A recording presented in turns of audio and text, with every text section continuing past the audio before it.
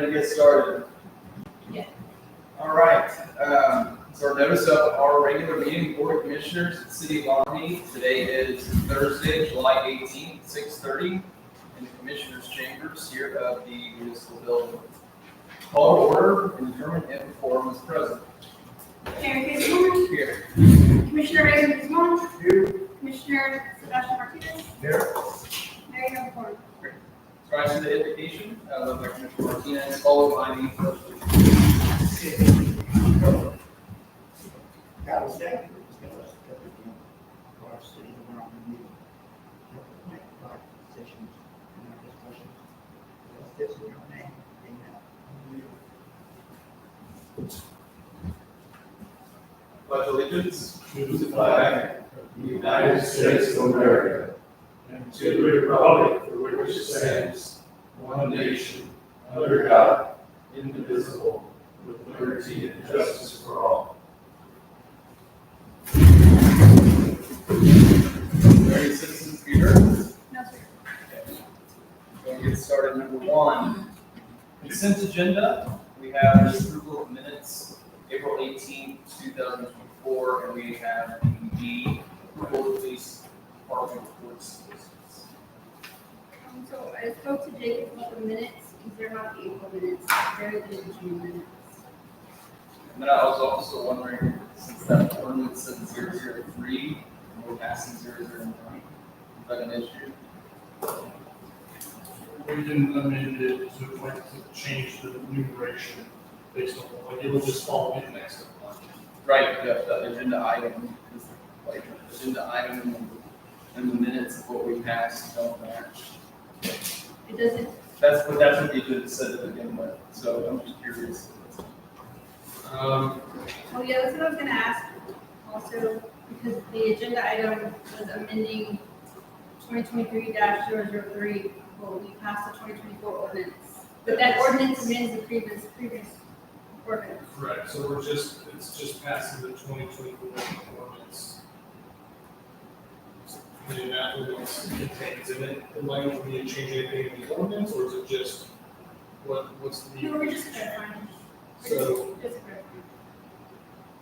Because, If we pass the ordinance, I mean, like, if you read out today, like, 2024 ordinance, 2024-0010, then we would need to just amend that to change its numeration to be correctly in line.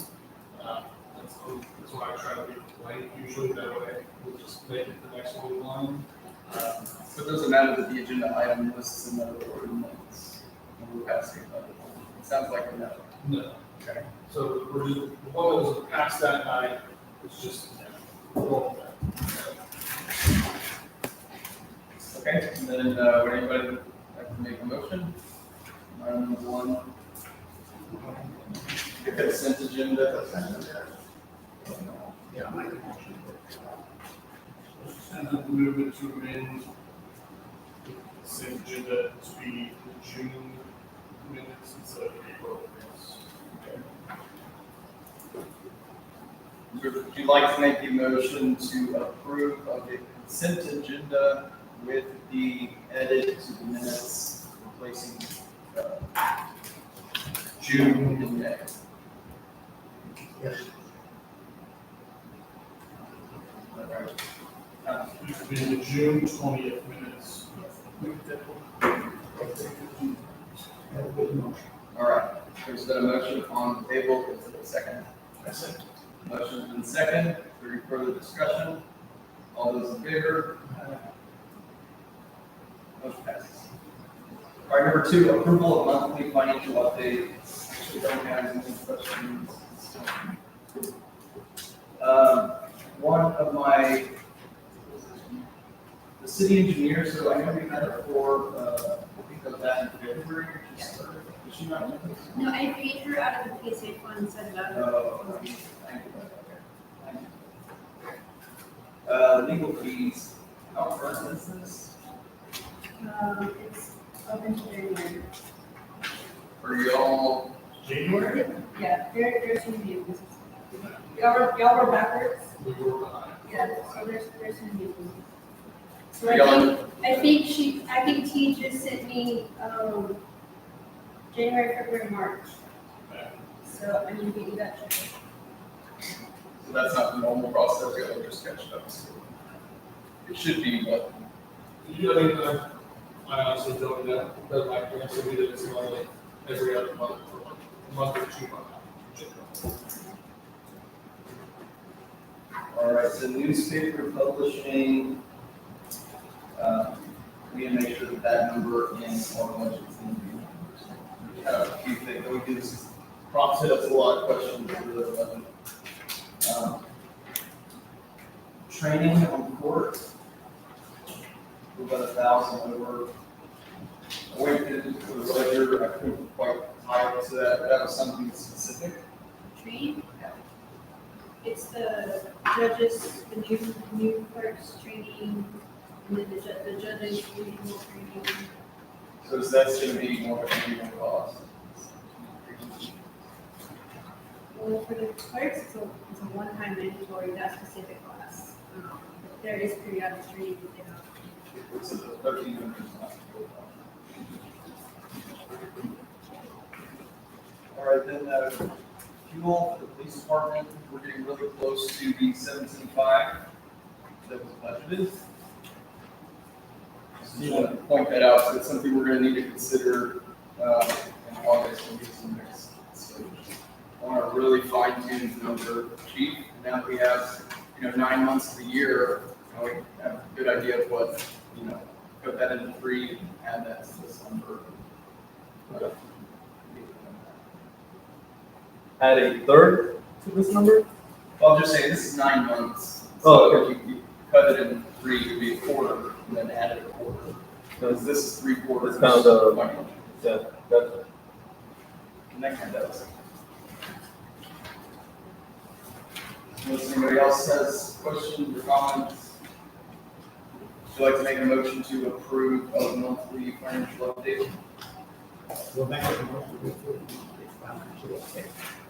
Well, motion's been made to approve monthly financial update. Is there a second? I am seconded. All those in favor? Passes. All right, number 3, receive update from American Legion Commander on annual activities. Commander. Okay, thank you for letting me address that. You had a lot of good things last time, and you did Yeah. finish. So, thank you for coming back.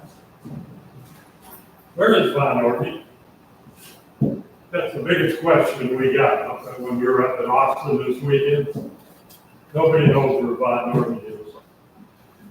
But as they were handing out awards, post 466 Von Ormy. Where's Von Ormy? We got quite a kick out of that. And, a lot of people in the state of Texas now knows where Von Ormy is. Anyway, we got about 6 awards while we were up there, which is pretty good for a post our size. We only have 34 members. And we're the smallest post in District 20, which is Bear County. And Bear County, our District 20, we call it the Mighty 20, has 1/3 of all the votes in the state of Texas as far as American Legion goes. So, anyway, just wanted to let you know that we appreciate you all letting us use the building and all the other support you give us. Our organization, you don't join this organization to get anything out of it. We do help veterans when they come in and they ask for help. We take them down to VA and get them their medical and get them their disabled veterans benefits. But as far as this organization, we're here to help the community, the veterans and the community. So the pride about being part of this organization has been here since 1909, and we get the fellowship together. But none of the people joining are looking for the host to do anything for them. They're here to help, opposed to things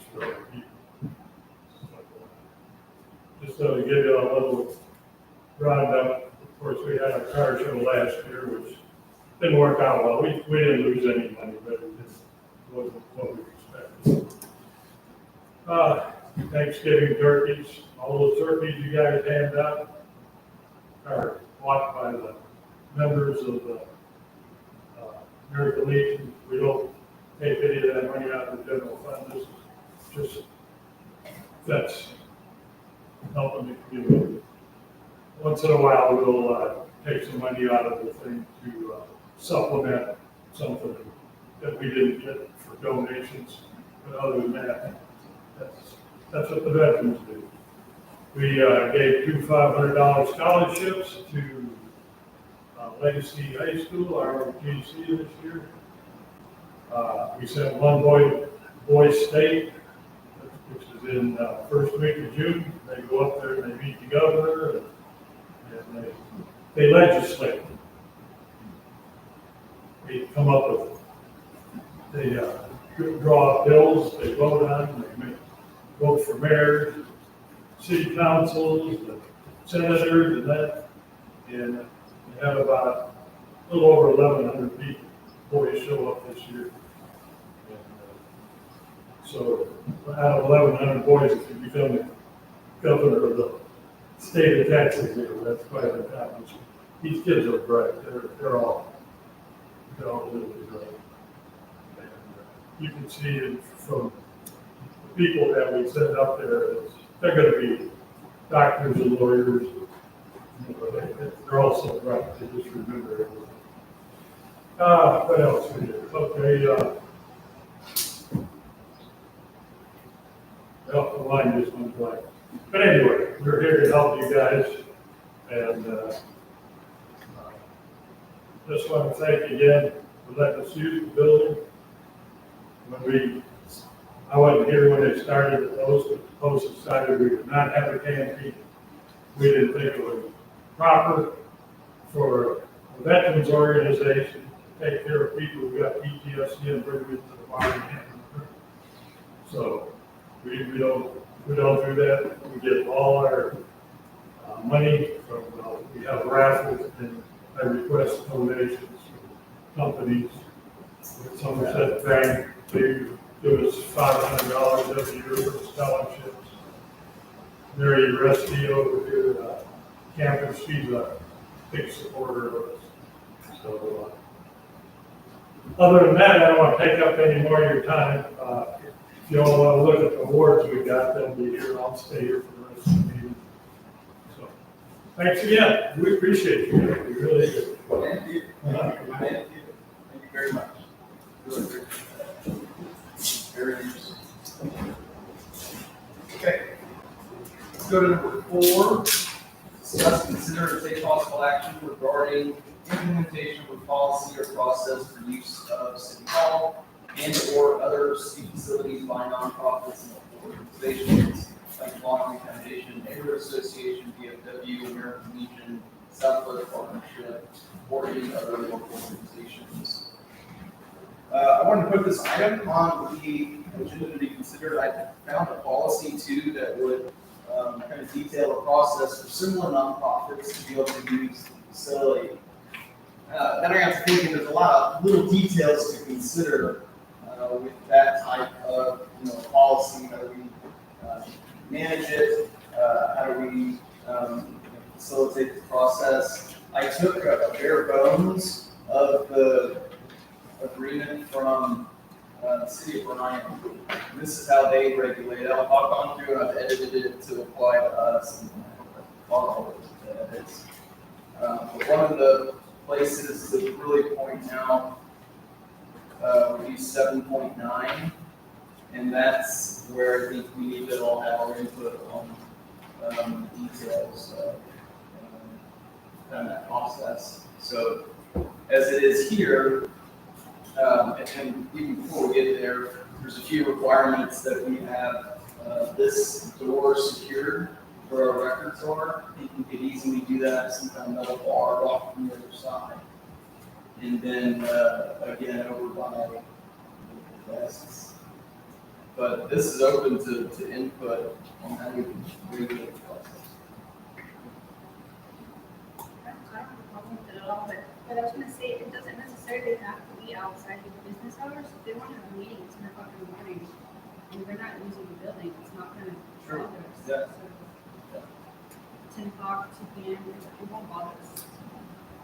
I don't think you're going to what to do with it. You would go money, I would afford We can. I have no problem. We go ahead, I'll read number 5. 5, discuss, consider, and take possible action to allow the Ormy Foundation Neighborhood Association to use the Ormy Municipal Building in accordance with the facilities use policy. Okay. When you start this, ASAP? Well, once the policy is ready and we're We ready. have to publish it, and then it'll be effective 10 days. I mean, it doesn't impose a fine, it's just a, it's just a. That's what you put on the back of it. Are you put a fine? No, when you put that in. No, I didn't, so This I, ordinance minutes takes effect 10 days after the date of publish. no, I added some things to it, so this could be more universally applicable, just to these two organizations. And allowing other organizations or private citizens to rent it or put a deposit down for either this space or the gazebo, the covered areas out there. And then kind of let it up to the board to decide if they would like to either exempt or make, like a one-time deposit exception for, the American Legion following foundation. That way, like they have one deposit on file, for emergencies and they get to use it all year. That way, we're covered in the event of damage or something. Where'd you add that?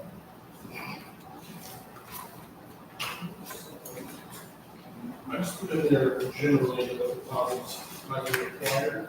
Oh, okay. So, Okay, It okay. says maybe. And then, I would want to do much, I mean, we're just talking. yeah, no, I don't think there's much that could be damaged. I think it's more like make sure that it's, Yeah. that transfer happens within the time period, and the time period might be too long. I don't know how y'all think. We keep problems too. I have to put, say, whatever, we got control. We can't just get it. Right. I gotta come back. They might have to check it, because I have a lot. Commander How do y'all do it? Commander will pick it up on Friday and turn it back in on Monday. Yeah. Or drop it in the Dropbox. You have to control it, because if you have them out there, I will do it because they're near, at any time. Can they also give it to the police department when they're done? Or put it in the Dropbox Or we have the police department open and close it. if they're all there? Yeah.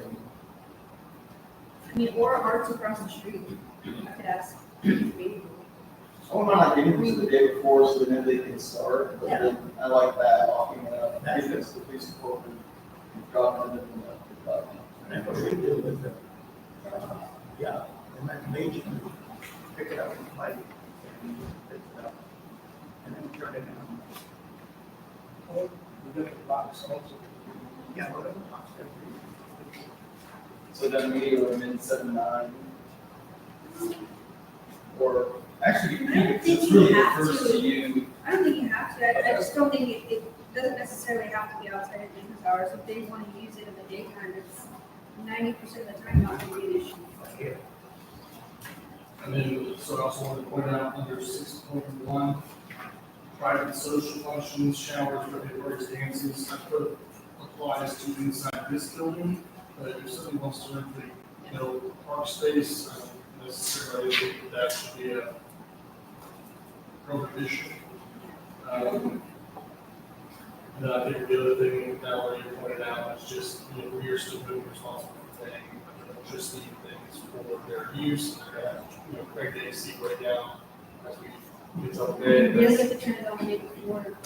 It's like, there's some costs that we're going to incur as a result of it, so that's why we just, for certain organizations being exempt, or just having a one-time deposit, but one-time users charging them some sort of rent to recoup some of those expenses.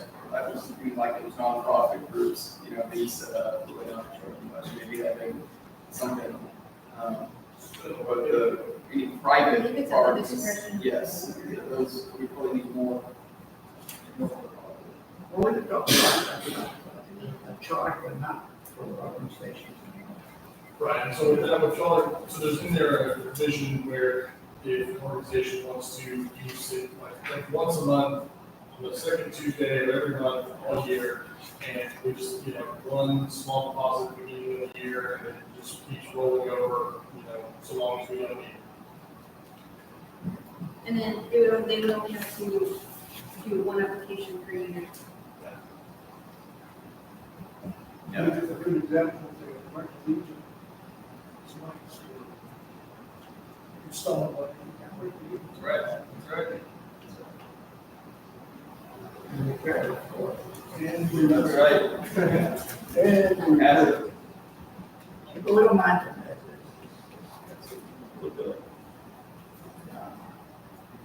And of course, that means that they're going to take the connection. You do. It's in here. It's in there. It's in there. Okay. Is it, I know that the record meeting, requested to use this building on the second Saturday of the month. A letter was submitted, so I think everybody would need something, we should go again, we really need something. Yeah, they're supposed to do, 2 weeks or 10 business days prior. And then there's an application in here too. Yes. Where they- Application. I see that. And then there's an indemnification and full comment. So like, it's sued. Did you, revise this with the police? I did, I checked with the chief regarding rates. One amendment we made here is we discussed on 7-11, one requiring one officer for an event size 30 or greater, and then requiring 2 officers for an event of 45 or greater. Well, the occupancy here is 30. Right, so that would just be for Those are 36. Uh, So we put 50 for the park. I'm sure we could fit a lot more than 50 people at the park. That's a number you all need to decide Yeah. because it's an outdoor space. I would think that's a bigger number. You think more than 50? What do you make? I don't know, what do you think, chief? For like a party, I would think, I don't know. I think we keep it at like 1 for 30. Right, but what about 2? At what point is 2? I would say 50. But what, also in attachment A, what would you want the occupancy limit for the park to be? Do we have? Well, We put not applicable, but just a reminder that On request. but I don't know what space you are going to designate out there. It's like having reserved, so I think something we should roll with, we're in a gazebo at Breckenridge Park, and you get your assigned gazebo, and you have the 4 walls, and you can kick anybody else out who's not supposed to be there. And they can tell you, all right, people can come and go, but only a X number of people in the gazebo at a time. So you'll just, it's an outdoor space, I don't think there's going to be an occupancy requirement by fire marshal, so it's up to y'all to decide how many people go.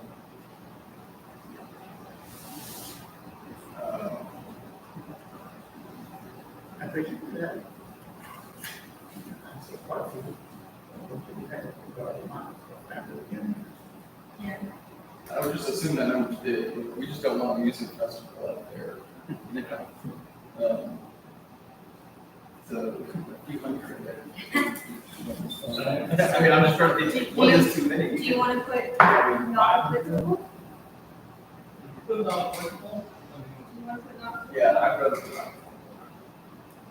Because we can still not. But it could be Do we need to stipulate the one officer at 30 and 2 at 50 specifically for the park? Say 1 officer per 50 people estimated after that. Chief, you comfortable with that? If it's an outdoor party over in the park, somebody's rented out, is 1 officer per 50 people enough? For outdoors, yeah. 1 for 50, no, I think 1 for 50 for outdoors, that's not enough. Not enough? 1 for 30. I said 1 for 30. So that's, I gotta think, the crowd turns on one off. Yeah, that's the general rule. So y'all want to, make a motion to pass this policy? As amended. Great. Sure, everybody can apply. We get a copy of this. Yeah. So everybody can do And then, it would be ordinance, 10. It Ordinance 10. would be 10. Okay, there's been a motion to adopt the, Ormy facilities public use, by groups ordinance number 2024-0010. Is there a second? Item's been seconded. Is there any further discussion? All those in favor? Aye. Motion passes.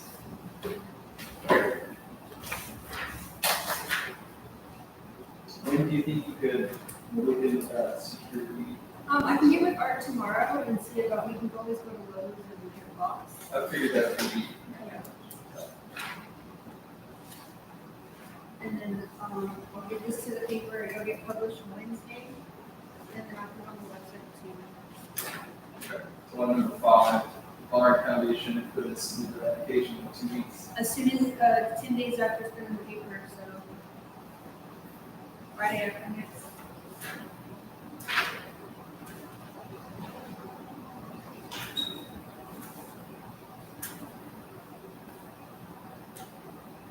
Okay, number 6, discuss, consider, and take possible action regarding the animal control process to include establishment of a small temporary shelter and MOU with God's Dogs. What is that? It's on Cherry Walter. Trey Walker, next to the RV park, Alabama River Ranch. March Banks. They got accidents. They're at the very end of the road, Trey Walker. They helped me out quite a bit in the past, but they stayed very full. So it's pretty exciting that the chief pros are able to talk to her about, having some sort of relationship of availability. Our issues or constraints has been, we catch the dogs where we take them, and having options, whether it's dogs or whether it's, like when we recently met with the health and safety services. Yeah, about setting up these, a little kennel shelter area over by, the building behind it, what we have to do, those minimum requirements. So it's actually, I'm really excited that they've been able to really work together and get these 2 solutions on the table. Where do you want to start? So, to set up the small shelter we talked about, I got the prices of the raw material. These are general prices, they're just ballpark prices, using Lowe's and Tractor Supply.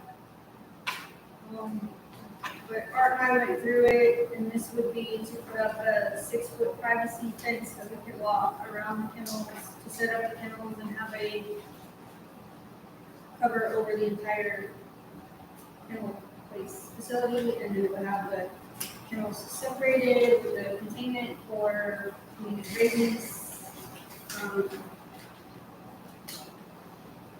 So I total it's like $3,129 for 3 different. Right. And remember when we talked to the lady, she said we could seal the concrete? That's cheaper than the rubber mats. The rubber mats are expensive. Yeah. And who's going to run? Well, I mean, Art? all of us, It's gonna have to be a team effort, whatever we have to do. and it won't be all the time, it'll just, Yeah, they do that. if we have to. And it's a last resort too. The last resort, we would get another option, at least we have. But it would give us a place to keep an animal while we leave for us not to come up in, or whatever the case may be. How many kennels does this give us? So this would be 20 by 30. So the kennels we have are 6 by 10. So you put 6 or 7 kennels in it. You put 5 on one side, and then on the other side, you have to have it separated and isolated for the rabies quarantine. So potentially, you could get 6 or 7 in there. And now I priced this out for 3. Yeah. So building it, so the stuff from Lowe's, that would be the whole, like, 20 by 30 thing, but then the tractor supply now, those supplies are for 3 rooms. So then what would it be for the whole 20 by 10s? Well, Like, what are we looking at total cost? to get started with 3 kennels, but have it set up where we could expand in the future if we wanted to, that's the price, the 3,000. 3,000 months. Yeah. I think we do it. We have that in the miscellaneous, we have it available. Okay. I was gonna say, we have the other interests, we want to call it capital improvement. There's room in the general fund under the Let's miscellaneous. do that. Is there gonna be like a diagram of some sort or like building plan Yeah. submitted? We weren't really building anything, we're putting up a fence. Or whatever's gonna be put in place? Yeah, we can do a diagram. So floors concrete, There's concrete back there. so just needs existing concrete. We'll fence it around it. Yeah. And we'll have a little tar. We just have to have it where it's secure from the general public can't go walk into it, another animal can't go into it. We gotta have a fan on when it's hot, Yeah. we gotta have a heater when it's cold. Did you know that they make livestock fence? That clip on, did you know that? I didn't know that. They do, they make livestock fence. Found the heater, they're gonna be closed. A lot of the light heaters, and the lamps. Yes. So if it's cold in the winter, then they'll heat that. Now my goats do it. I don't know if that's one, but that's do that. Maybe like twice, 2 days a year. But we're not sent,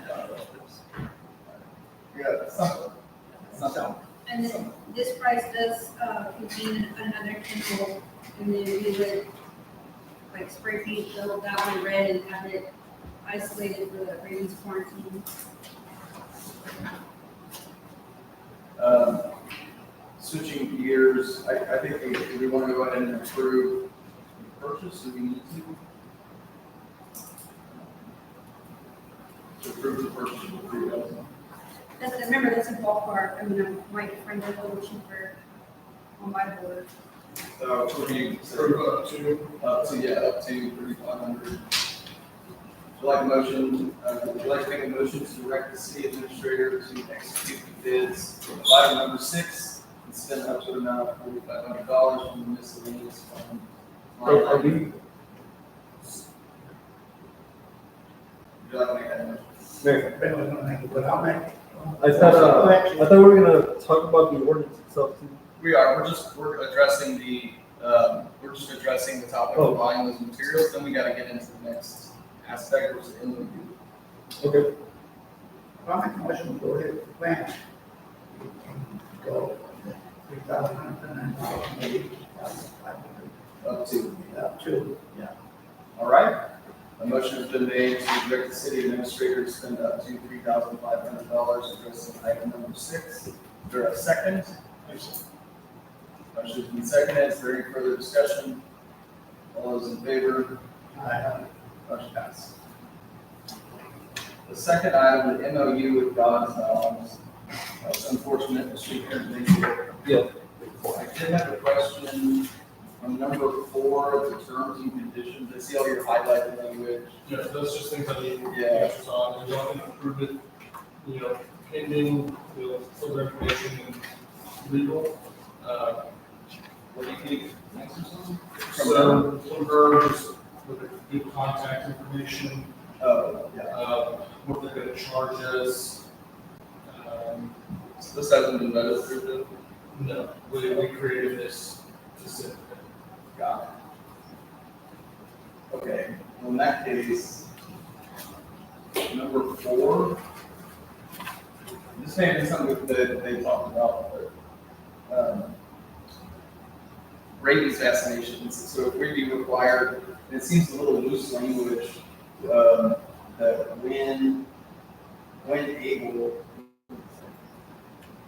Yeah, so that was based on the assumption that we are not going to always have the information if we're picking up dogs on the street. And so that's why I left it very vague, is that, if we have it, if we happen to have access to that information, we will provide it to God's dogs to inform them. But if we don't know, if we don't have access, we're just giving you a blank check dog.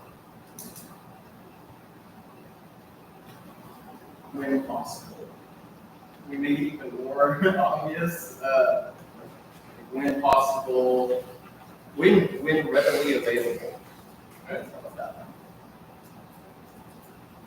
Because when possible to me could be maybe construed that there's an assumption that we're going to do that. There's a scenario in which we're going to do that. Doesn't require them to transfer. Really, they're going to be the ones that need to do that. And the fees reflect that.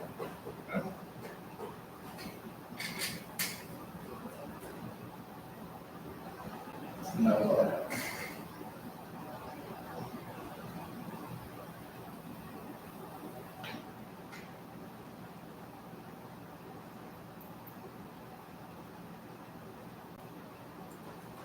Chief, did you want to point something out with the ordinance? Are you referring to the pet ordinance or the MOU? No, the ordinance. Are we still talking about the MOU here, or what that? We're still talking about the MOU. I think we're done with that. Yeah, so we'll continue getting information, it will not otherwise substantively change, just adding in information regarding payment, contact information, and all, to try to make it less onerous, potentially onerous on the city's duty to provide information. So, We should bother him. remember when we have the actual numbers, right? I really want to do it. Do you know how much it's going to charge us? I mean, just in conversation, I think we're looking at 200. Okay, well, let's pass it. Concerning I was just, I'm not understanding, so, they're gonna just send you a piece of property or FEMA site, or how is that? So we're looking at 2 options to provide a resource for animal control. So if the dog's loose, Right. it gets detained, it doesn't have the chip, we scan it, we don't know whose it is, we've got to take it somewhere where we're going to hold it. And we haven't had options for that, so this is 2 options. One is an agreement with God's Dogs, where we can take them there as they have availability. And then the second option is in case that doesn't work out, the SPCA or the San Antonio Humane San Society. Antonio Humane Society, there's all these different places that are on the list. If none of those work out, which does happen, then we have an in-house option that would be back behind the municipal building on the concrete back there, kind of towards that last bay, Oh, okay. just to have some. That's not over there. Two solutions. So I thought you were talking about the ground kennels over there. No. Okay, I didn't.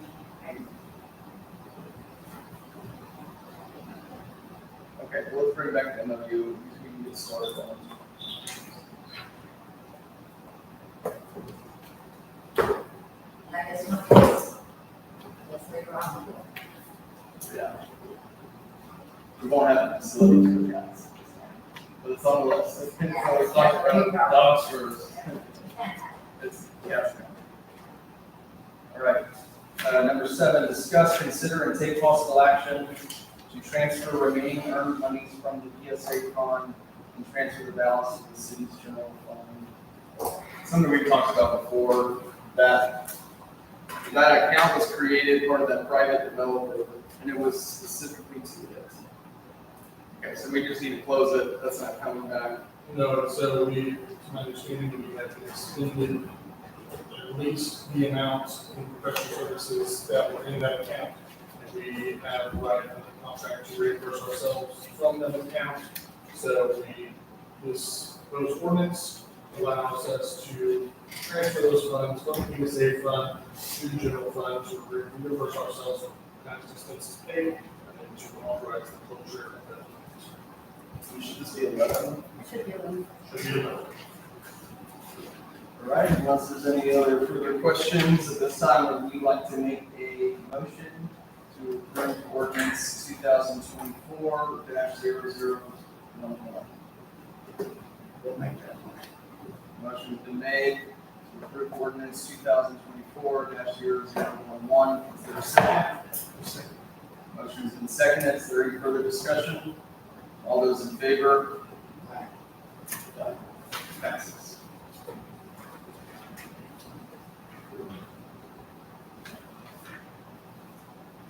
We go to number 8. Discuss, consider, and take possible action regarding the budget amendment to increase funding for capital improvement. This is the one that was proposed. Yeah. So this is going to be ordinance 2024-00 as well. And then we may also want to take, I believe, 13 with it, 13. Because this is going to add a new line item. Just, before we start discussing. Okay, I'll go ahead and read them. 13, discuss, consider, and take possible action to amend the fiscal year 22-23 budget. The reason this is necessary, well, the first one, ordinance 12, is in an effort to help the cash flow, funding our grant expenses, getting the reimbursements, and we're shy of a certain amount Yeah. that we'll get reimbursed for that would tap out. We're short about $3,000. It's short $3,000. But you have to take into account also, there is a reserve component that we can't just pull out of the account. So that would, But we balance this one.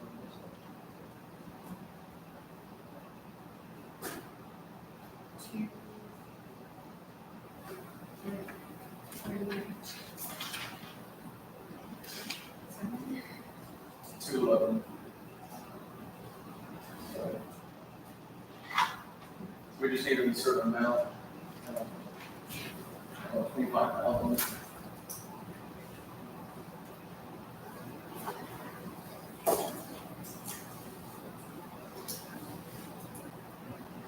And then 25.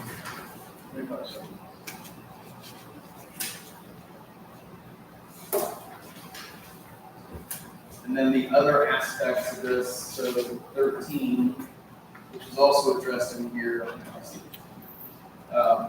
is the expenses that we've had in our report the last few months on the last page. There's the expenses that were paid this year that were from last year. So last year was a really negative year. This year, so far, it's not negative. But for budgeting purposes, it's easier to show last year's expenses and last year's financials. So we'd be moving over $222,000 in expenses from last year's activity that we paid this year. So, We need to pull that. or we give you one another. no, so we're going to have, there's not a mechanism to amend the past budget. And so we're going to have to keep them, that's why we're adding a line item to this 23-24 budget for the 2023 fiscal year, 2022-2023 fiscal year expenses. And so we're going to have to just put that on this year's budget and just get It's final report is going to show it, but we can allocate it within this year's budget. As a federal. not going to do whatever you need to with it, but for It gets it done. Okay. All right then. Any further questions, comments? So 25,000 was just the a number that's enough. Yeah, At some point, we can transfer it back. yeah. It's only short 3,000 now, but let's give it a little cushion. What that's- Somebody like to make a motion approving ordinance 2024-0012 with the addition of the amount of $25,000 to be transferred. All right, the motion been made to approve ordinance number 2024-0012 with the insertion of $25,000 to be transferred. Is there a second? Item's been seconded. Is there any further discussion? All those in favor? Motion passes.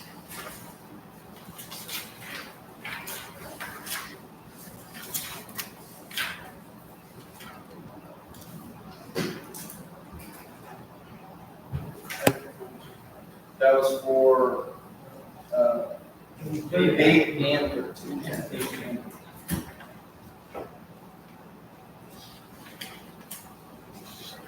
Okay, going on to 9.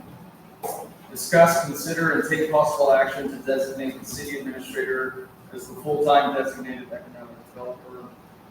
We briefly talked about this last month. I was on that education course trying to get access to those direct leads. However, they're only available for the designated person in the city, and they have to be a full-time employee. So they were able to take it up, and the supervisor had approved until she goes to that training course using my course with her as a contact until she goes to the course too. So, Can you explain what the leads are? yes, so when businesses are coming to, trying to move to Texas, they'll go through the governor's office of economic development, and they'll submit, say, hey, I need 100 acres that has X amount of capacity with water, sewer, electric. It's going to create this amount of jobs. It's a project they're going to spend $200 million. You know, they're willing to pay $10 million for the land, and they'll send them out. Through Greater Tex gets them, and so we get them that way. We've started to get them. It's been super fascinating to see the ones coming in. But this would give us that direct access, direct source. Just to see it. We're getting the data. Anything we would submit, I heard it's a very lengthy process. Putting the site package together. They want us to submit a minimum of 30 responses this year. That's very nice. They had a chart in the hormones we have here. They want a lot from us. So I'll have a lot of yeah, I guess we're in a good location. So, Then I make a motion that we designate the city administrator full-time designated economic developer. all right, a motion's been made to designate the city administrator as the full-time designated developer. Is there a second? Motion and second. All those in favor? Aye. Motion passes. Ms. Hernandez? I was gonna say, I thought that was marriage. No, so so I went to the training course to try and get on the list, and it has to be a full-time employee. So economic development activities, we can all do, anybody can do that. And there's a lot of functions that, we're looking into and trying to execute on.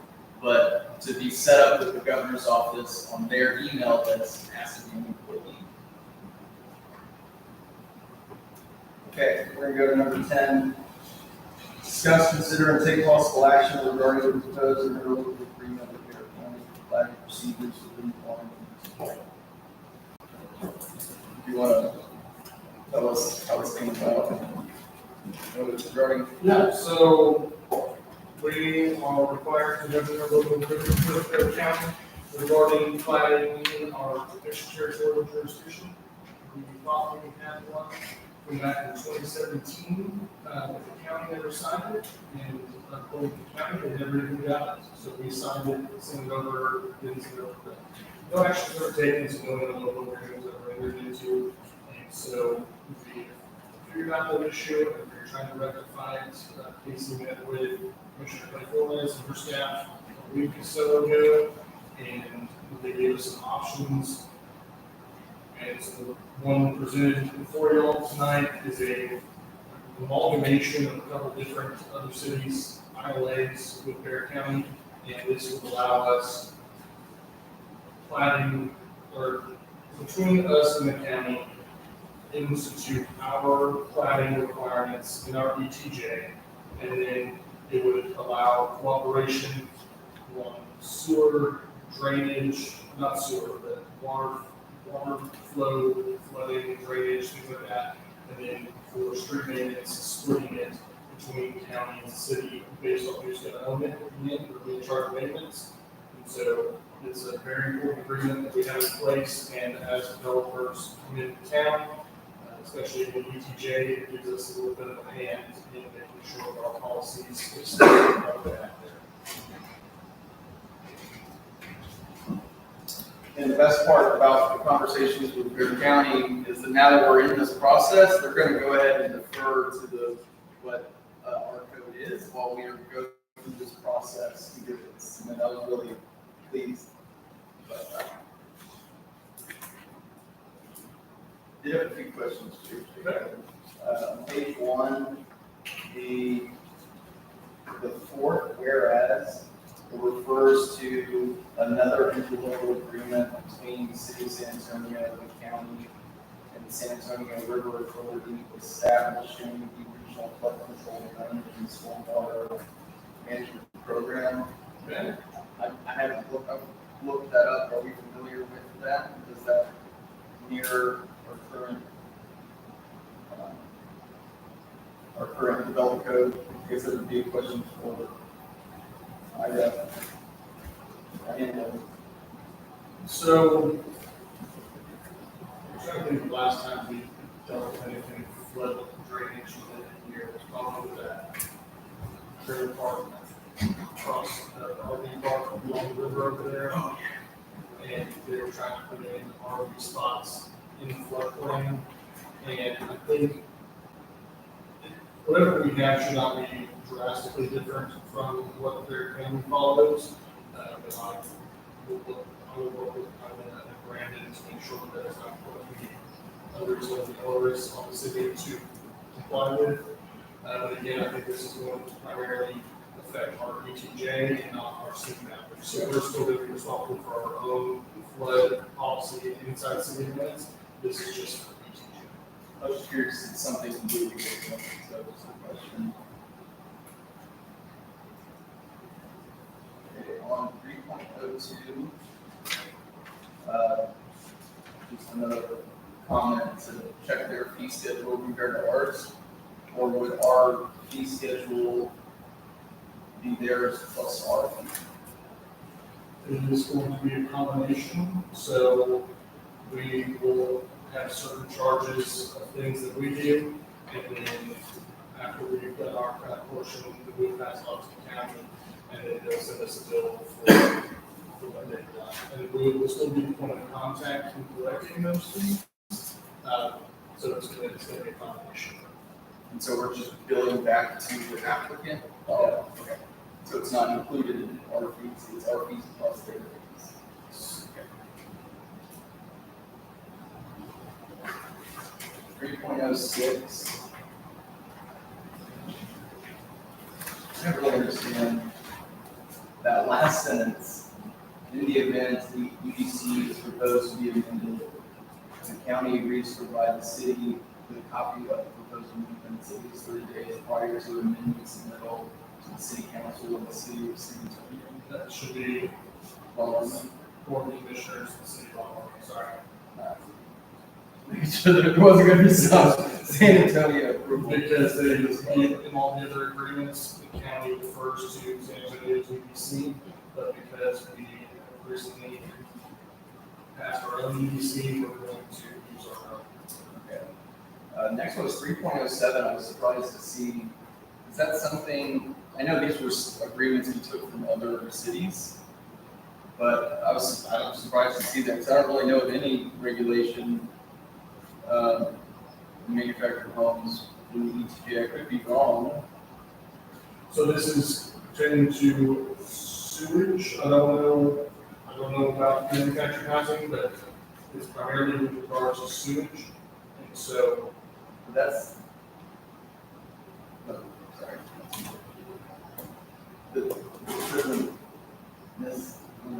So the county shall have exclusive control over the formation and enforcement of regulations pertaining to manufactured housing in the ETJ of the city.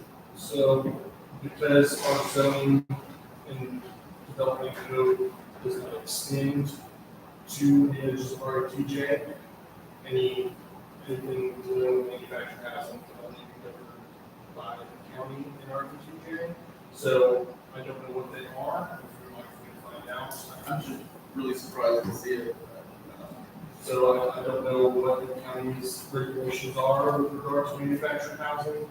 But I can look that up. Okay, but I just don't want to be limiting. We got the tax rolls recently, and I thought it was interesting, the personal property accounts versus the single family home accounts. It's like 60-something% personal property manufactured home accounts. There could be other personal property within that account, but those personal property tax accounts on the stick bills, it's like primarily like 60-something% manufactured home. So I hate to do something overly restricting that we don't need to do, I guess is the question. If it's required. So this one was amended between 3 different versions that, so. I know other cities have different attitudes too, so I can see a city, one of these other cities wanting to include that for various reasons. And then 3.09, kind of same topic as the first question, where it's referencing City of San Antonio River Authority, and the Regional Watershed Management Program. Something like that. Yeah, so we want to make sure that it's not unreasonably demanding on us, but it should be similar to what we already have in place for flood. That was the only question. Do you need a, So, if y'all, barring those questions, I mean, if we can get this approved and moved on to the next stage, we can start the process at the county to keep time. it can be a long process, so I agree that getting it approved here pending, approved here as amended pending those questions that we approved. Somebody like to make that motion? Yeah, that's the Yes, sir. All right, motion's been made to approve the amended interlocal agreement with Fayette County, providing procedures within the ETJ, pending answers to those questions. Is there a second? The motion's been seconded. Is there any further discussion? All those in favor? Motion passes. All right, number 11, receive update on sewer grants and updates from recent meetings with Fayette County's potential. So the main priority of the meeting was not only discussing the ETJ planning. We actually met a couple times on that subject prior to now. But we also were talking about the sewer grant. It's been pointed out by our city attorney within our grant language, it requires that the city owns the infrastructure, right? Owns the easements, owns the pipe, and that the city maintains that. We thought, that would be a fairly easy amendment. So, turns out it's not quite as easy as I guess we had hoped. So those funds are regulated at the federal level, but administered here locally by the DA. So, in meeting with Manuel Leal, Commissioner Flores, they recommended us writing a letter basically requesting this, pointing out, hey, this doesn't make sense because A, we don't have a water company, we don't have the operational capacity to do this. And to top it off, this is SAWS CCN, so they're the ones that can provide service here. And they want to own it, and they want to maintain and solve the problem. So the process from here, has that letter been submitted? No, I'm almost finished with it, and we did it with some tomorrow. Okay. The solution potentially could be negotiating a lease with SAWS, like a forever lease at a certain amount. I don't know. SAWS hasn't been very flexible in the past, but we can see there are some other items to look into. I was talking to Pepe and Julio about this, and they think there's ways that we can look into the actual publications, the guidance from the federal government. We sort of think that maybe that was a twist that Bear County was putting on it.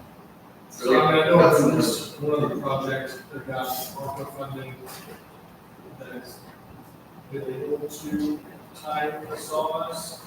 And so I'm trying to get proof / information on that to use as evidence, kind of bolstering our request.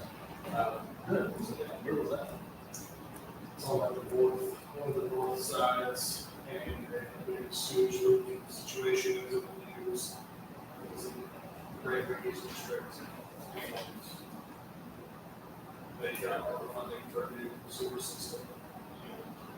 Or the which is now SAWS. Don't know if that includes selling it to them or what how the mechanisms of that are going to work, but SAWS is going to end up owning it. So, that's been part of the delay. We're just trying to get. Please share that with me. What kind of money do we talk? So it's a $3 million grant. The one we have in the back. So that's the one we with Bear County, the ARPA funds, the federal relief that came down. So that's for the planning and the acquisition of easements and the design of sewer.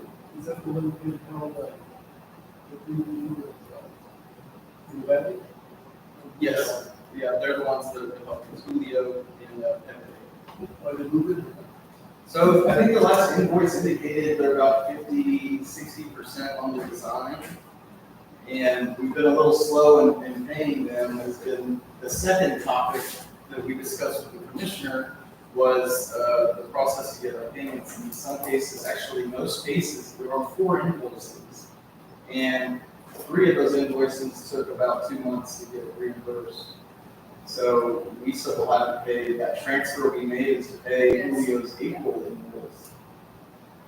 And so the Commissioner Claytor is going to make some calls for us on our behalf to try and get that process shortened. I was hoping to have an update for her from her office today. I haven't gotten an update yet.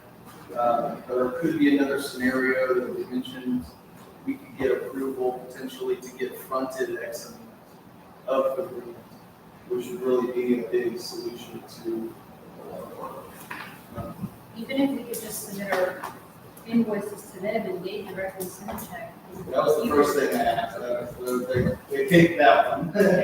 Those are the other 2 Okay. solutions. She's going to make a call, grab my little system, and then I'm really hoping to hear back on the funds.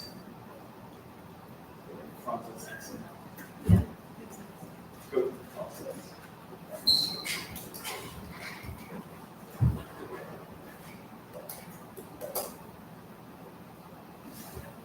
That was pretty much it. There were a few other items that we discussed in that meeting, but those were the big pressing ones.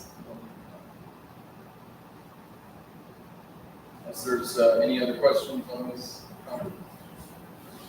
Number 12, discuss, consider, and take possible action to implement city digital administration policy to include encrypted storage of all username, passwords, and sign-in details for city administrative accounts such as software, website, Outlook administration, etc., available to a designated elected official and the city administrator, not to include individual employees, officials, accounts, personal details. This came up. I went to that course in Fort Worth, and this was something that they brought up, and they had told stories about, like transitions of certain positions, somebody dies, somebody, moves on, somebody goes on administrative leave or on maternity leave. And getting into those accounts, I think, are very difficult if you don't have the details. Like, did you struggle with this kind of a transition? Yes, we do. Yeah. We do keep a book, we have a master book that we keep writing in. Just for continuality, I mean, if one of us drops dead, somebody else has to be able to get into our accounts. So we keep a book. We can't have a book. So, I was thinking about it a little further, though, that maybe a designated elected official also has, a copy of the book, or get that in a password protected device, or if it's held, potentially the other idea, maybe it's held in trust with the city attorney, just as a means.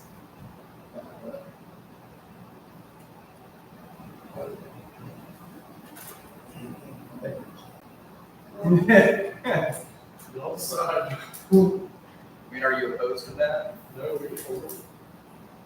Or would we rather one of us be the designated?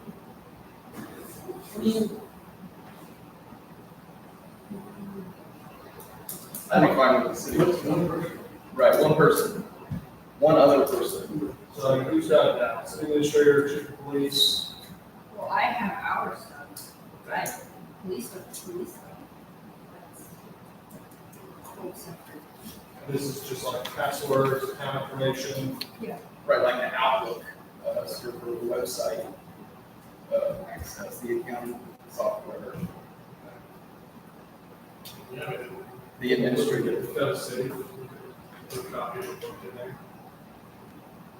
And are you okay with this being like in the book versus, I don't know what, encrypted storage? It's a password protected device, Yeah. So like a flash, like a flash drive, but an External external hard drive. Yeah.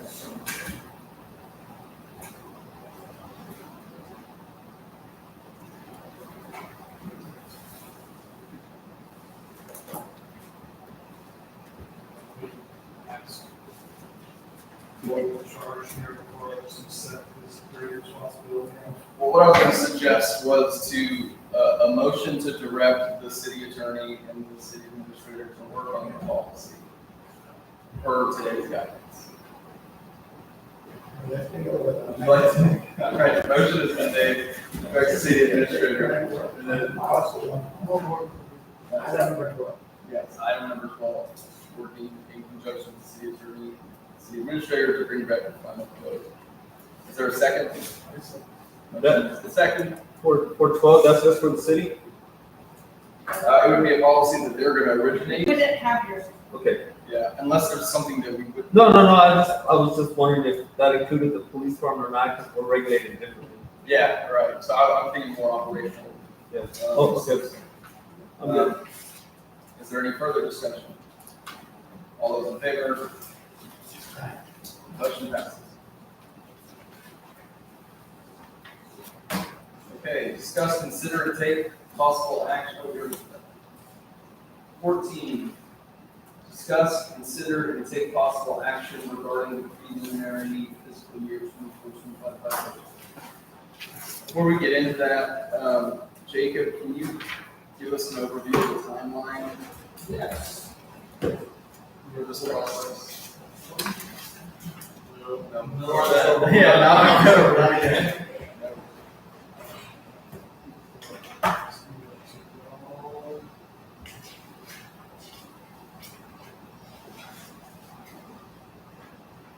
All right, so we submitted, for this all, keep in mind, our next August meeting is August 15th. So in order to keep with that meeting, we have to back all the schedule up. So we have a budget submitted July 16th, which is 30 days prior to the August 15th meeting.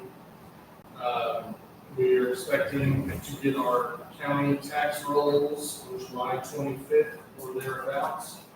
That's what we base our proposed tax rates off of. So then August 7th is our deadline to submit tax rates to the city commissioners. August 8th, this last day to publish notice. Sorry, so August 5th, then would be our last day to publish notice of the August 15th budget hearing. And if you recall, we have to pass the budget before we can approve the tax rate. So then August 9th will be between August 7th and August 9th, we need to have a special meeting, during which we need to have the tax rates presented to you, the commissioners. And then August 15th, we will hold a record vote approving the proposed tax rate, that's at the special meeting.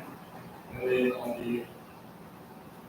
we'll post notice for a public hearing and meeting to adopt the tax rate and the budget.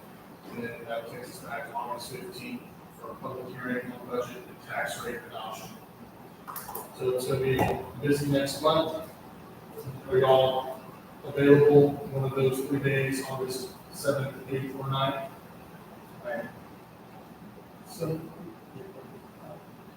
the 6th, That person would prefer anything but the 9th. But it's up to you all to take it. I prefer the 7th. 7th is my preference. Wednesday, the 7th is so Tuesday. a Wednesday. Wednesday. I'm putting this out.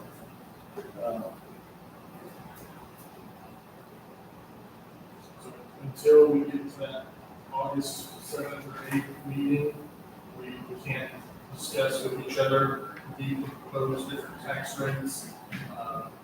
We won't have the final, ones that are going to be proposed until we get the county tax rates. So we shouldn't be having any discussion about proposed tax rates until that time. We're going to go ahead and read number 15. 15, discuss, consider, and take possible action regarding public notice on the budgetary need for action amendment tax. So that's the 7th. At that point, we could, that's when the notice goes out on the 7th. He didn't mean like publish a notice, he meant like talking to citizens. Not about a So that's like when specific we number. were at the meeting, be able to, like, that's the item that will come on the 7th is for the city commission to propose a tax rate to adopt at the next meeting. But he's not talking about a number, he's just talking about the idea in general. We're going to be a public hearing. So, No, it's not that kind of notice, just to let people know, like, hey, we have projects going on, like, we may need to do this, kind of, like PSA. okay, so you're talking about in the abstract. Yeah, not talking about numbers, just like, hey, we're paying for the sewer project, I mean, Commissioner, you can explain. So as long as y'all are not talking about the specific proposed numbers, y'all can talk in the abstract about the need for a property tax. Well, let's get started with the budget, because I think that that's, really what's going to dictate that conversation. Yeah, let's look at the budget, let's talk through that, and then, if you wanted to say a few words on 15, let's go through this first. And in here, it's similar in format to last year's budget. Wanted to point a few things out, and specifically on, property taxes. So in here, I think and there's copies up there if you need. Let's see, what's this? Page numbers. Top page 5, talk about property taxes. It details, we've had a property tax rate really since 2020. It's just that resolution with the tax rate directed, in the resolution, it directed the tax assessor collector not to collect the tax. So we have to have a tax in the books for that tax note. And so we've had one previously. We've directed Bear County tax assessor collector not to collect the tax.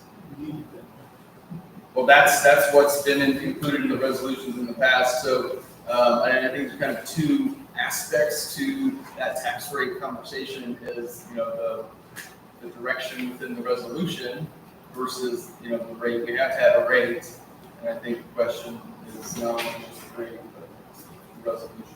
Which this budget includes the same resolution language that we had in years past, since 2020, where we've had that uncollected rate limits. So I'm not gonna go too deep into, the aspects. You can read through it. If there's any specific questions on the cover page, open to answer any questions there. Otherwise, we can do the numbers.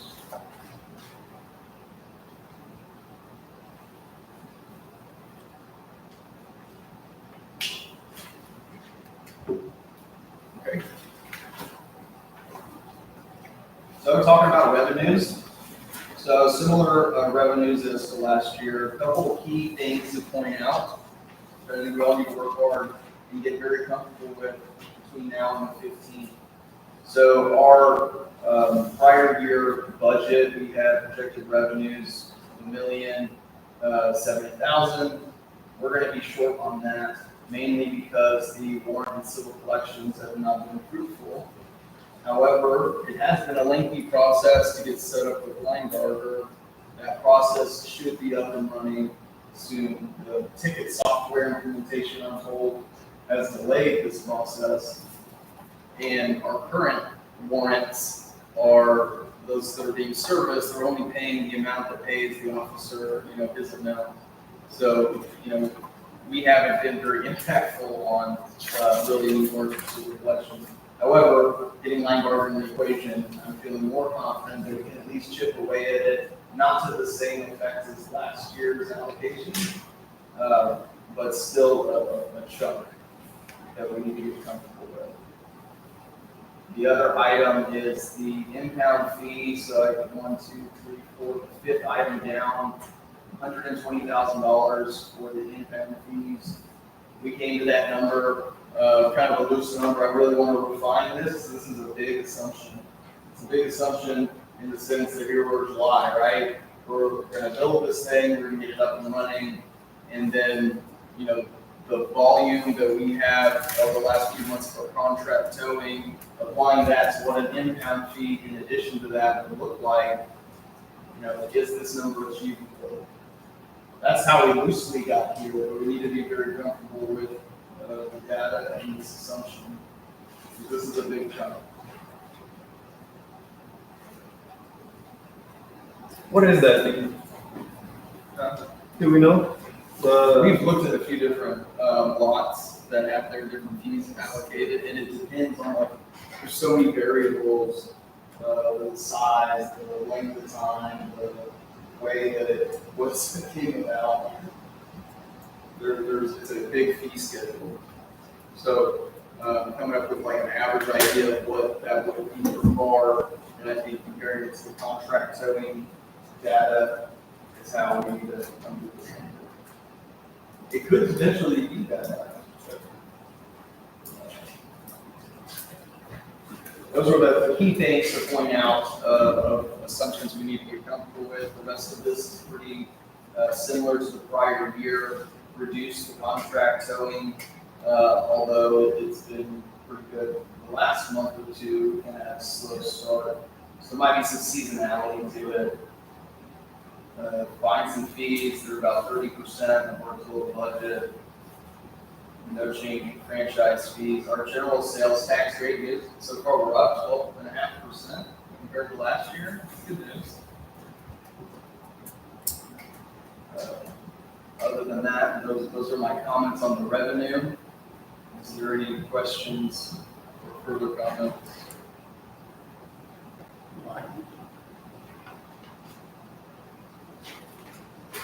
All right, administration. So, not too many major changes outside of taking into account the amendments we've already done throughout this year, like miscellaneous city expense. We haven't spent that much, so I cut that a little bit down to 15. It seems useful to have that allocation.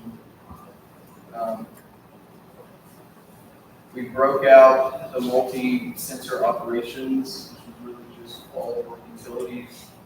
Broken it out in the phone, internet, electric, water, trash.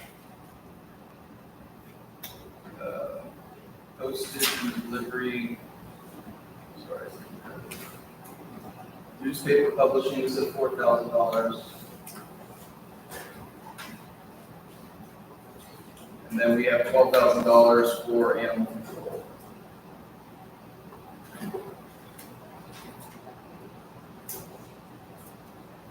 Besides that, municipal court costs, those are, I calculate about 60% of the fines and fees go to those costs, more or less. And the rest of this is pretty standard. I hope, although, I hope we would have a warrant expense of $12,000 now, looking at that side, and that might be a little bit.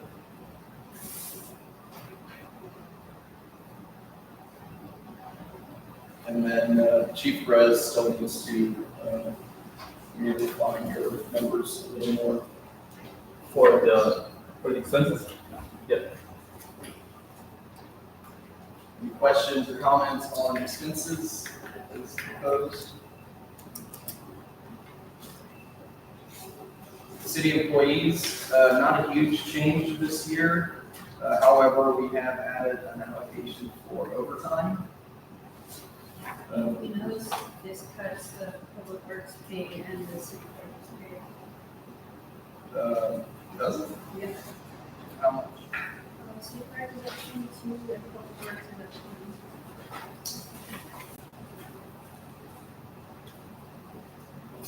20. Okay.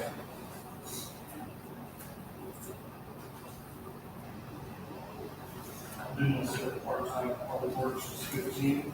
No, it's 12 currently. We approved those.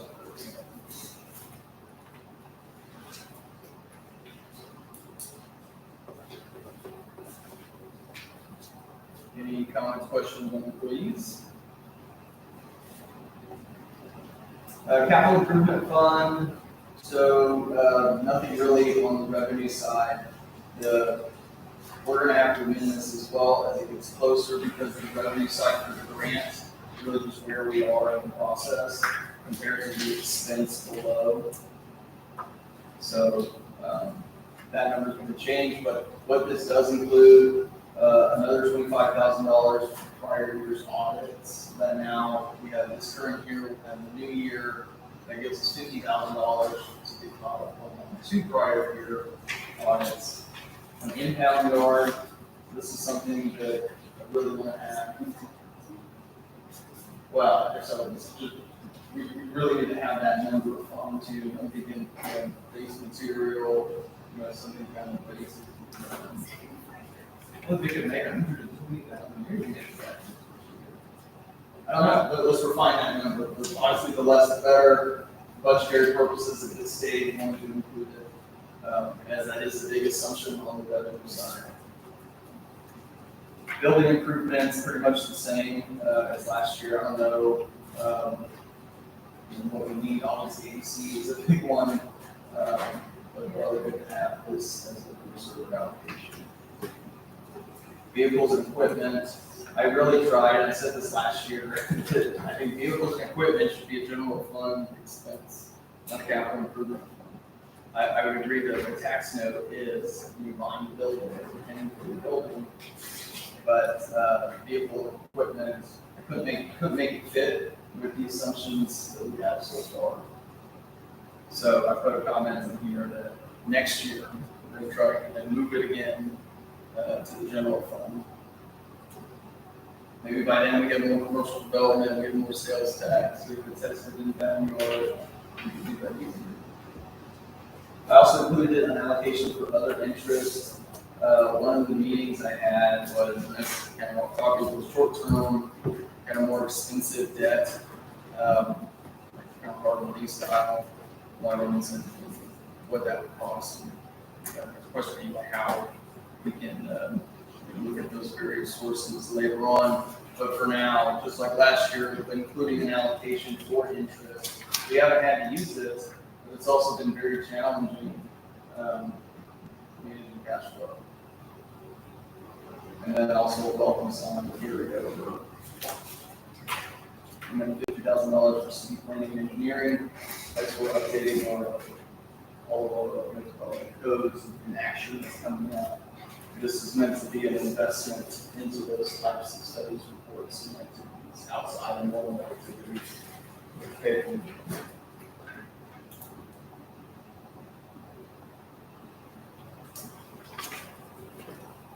Anybody have any questions or comments on capital improvement fund? And really, the more we can reserve of this, the better. This is a. That's why I paid the engineers out of PSA funds. I try not to touch the capital improvement fund. Street improvement fund. So last year we had budgeted 95,000. Basically, we budgeted to spend 100,000. We spent 9,000 or so. This isn't updated. Those actuals are really just through May 31st and then average. So maybe we spent a little more than that. But I've listed 175,000 for next year to carry over what we didn't spend this year. Jennifer, can I ask you a question? So with the street maintenance, so when I have the engineers come out to assess the streets, is that a street maintenance we can pay? It is in furtherance of processes to maintain streets. So if you want to consider that, We would have to, and it has to be existing streets, it can't be new streets. we would have to carve out, have to do a separate invoice just for street stuff. But I spoke to her about it, that we might possibly need that, because we can use the street maintenance account in that function. So what would you call that? Soft costs? It would still be like city engineer, it would just be.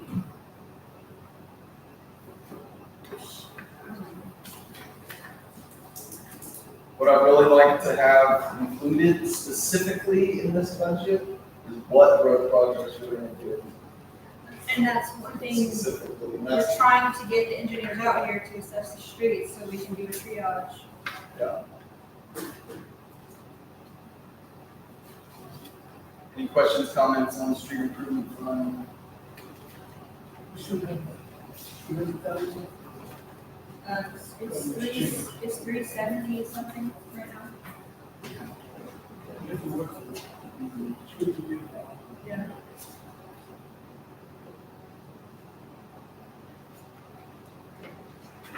Next one's PSA fund, which doesn't matter, we just basically dump that page. And then the next two are related police department, so.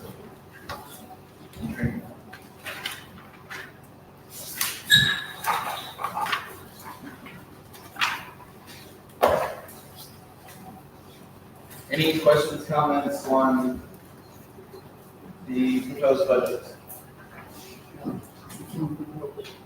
Correct, yeah, proposed, and then on the 15th is when any changes will occur. On the 7th, we meet again, and we may need a budget workshop in between all that, just so we're on the same page of what we're thinking, so that we have a balanced budget going into it, or a prepared, amendment to its balance, and we're on the same page ahead of the 15th. That, in my mind, that's all the next steps.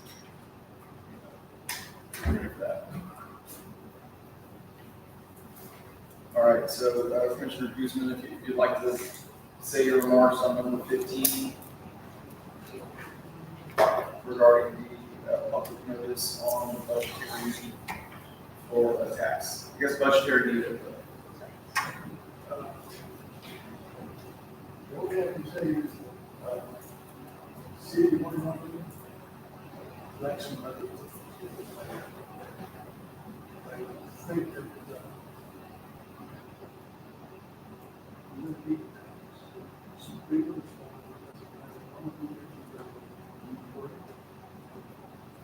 So we have to have a tax. There's one in the books, but we don't have. We don't have to collect. It's just there. We discuss that later, right? Absolutely, and we have to explore and go through the process to see what even that would look like. I'll share my thoughts, and I don't disagree But I think if we are gonna go from not having a tax rate to implementing a tax rate, there needs to be a direct value and benefit for the citizens and residents.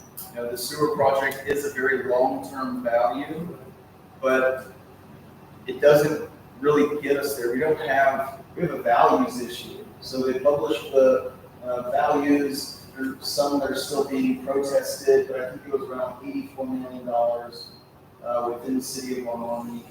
Last year, that number was like 64, 68 million.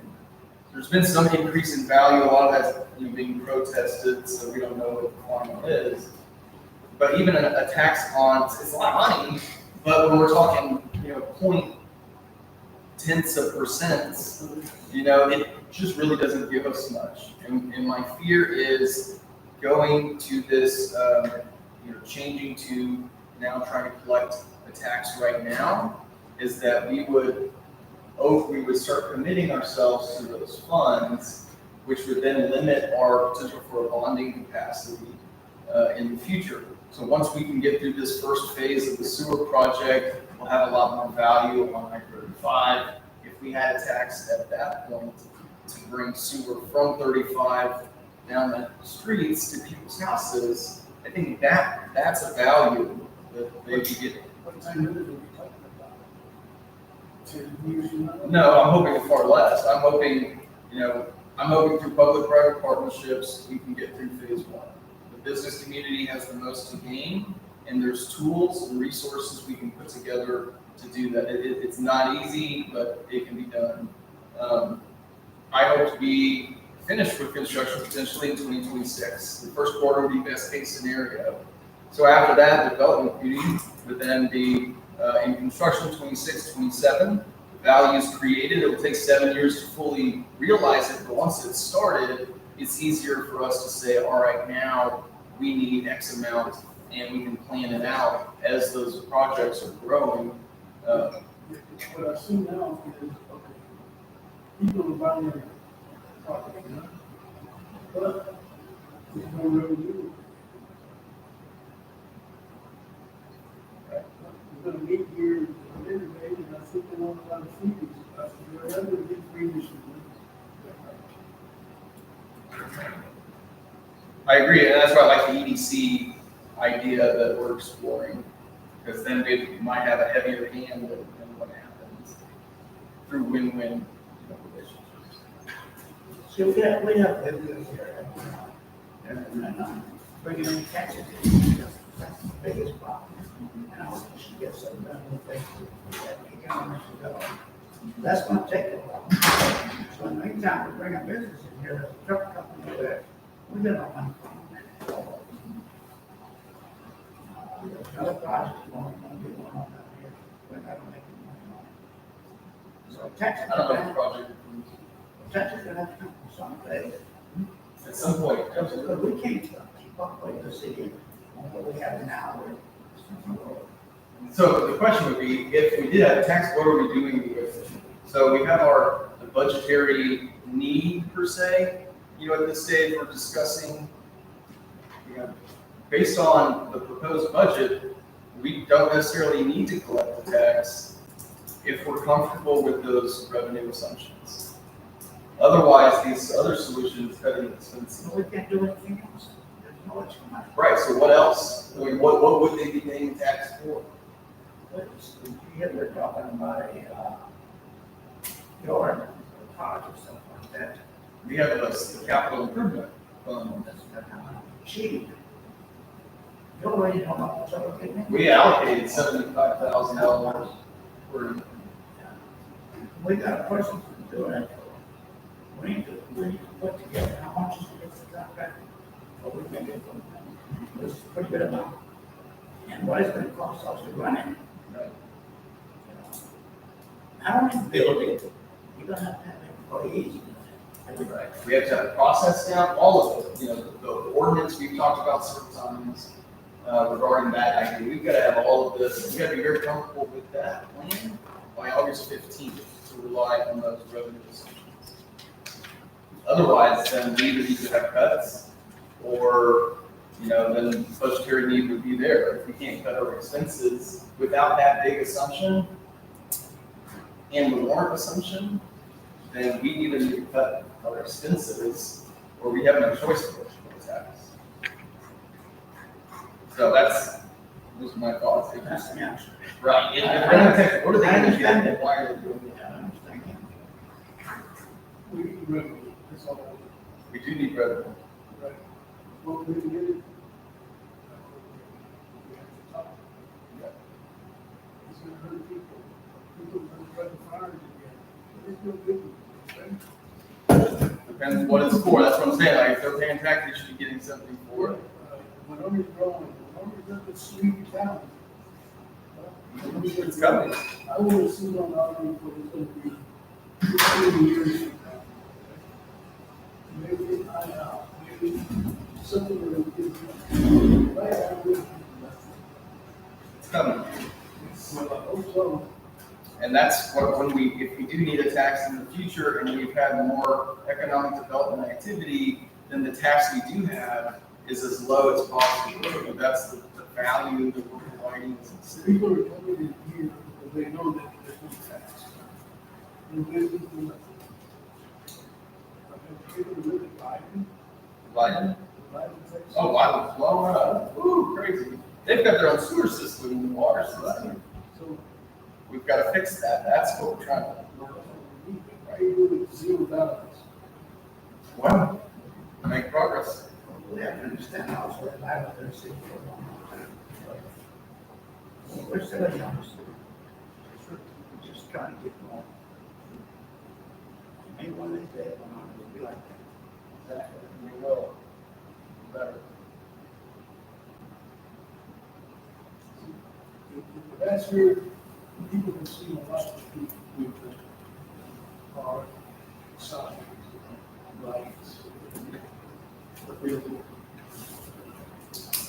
People are not aware of what's going on. Maybe 5 or 6 people. Good. People want business, but they don't want to pay, they don't want to pay rent. Well, there's different forms of revenue, right? We want the businesses that are going to make us the most revenue. Say for example, where do you get a damn penny from? Who? From, Vegas, from the clear, what, 80 acres? You get it just for free. Oh, Ernie. Well, we didn't have any, we can't control what people are going to do with the property. Right, but we should sold 80 acres. Well, we didn't sell any of it. Yeah, so It's not up to us. well, We're going to move past the budget discussion. Okay. Okay, all right. Are there any other further comments, questions from the crowd? Anything else? 14, 15, we can move on. I have a question. Yes, ma'am. Let's say the sewer does pass, once it like starts coming out, construction, everything like that, are residents gonna be responsible for their own piping going to the main Great question. sewage? Or is that gonna be covered by the fund? Great question. So there's a couple phases, at least 2 phases right now. The first phase is to take it from things like Neighbor Road, right there across the Medina River. So we're going to take the sewer on this side of the Medina River, put a lift station, run it all the way to 1604, and then a lift station, and then pump it back. That project's $14 million, and that's the first phase. And that's what we're currently working on, hoping to start construction next year.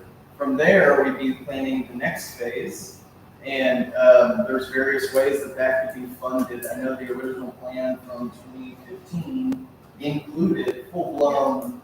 The original plan was for the city to be able to get funded enough that we could connect all the residents at no cost to the resident. And decommission their septic tanks. Yeah. Yeah. That was in 2018, and grants have changed since then, so I can't tell you we'll 100% be able to do it, but it's something that we'll try to do. I know that there's a section on the south side where sewage just came in, but citizens can't afford to tap into it. It's $7,000 a household, and that's if you're close to it, they'll have to run extended pipes. So we know it's expensive, and we're gonna try to find some grants to cover that. It'll be part of the budget that we're trying to raise. Yeah. So kind of same with the first phase, we got a few grants, now it's 9 million short to secure that for the full funded project, so. And we do have another grant, the Gonzalez grant, but then it also has matching funds we have to apply to it, so it's just a long process.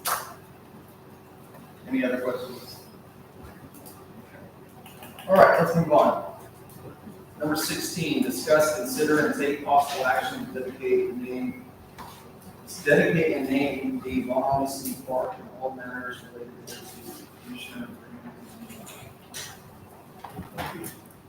I know every city, every park, has names of food that. She had a name, considered the oldest World War II served Army Air War, Second World War. He's born and raised here in Guadalupe. His ancestors, the diamonds, which languages from Spain. His family is, we're living under the we go back 200 years. So I consider that way. So, Lawrence, that's private first class Lawrence, Larry, in town, and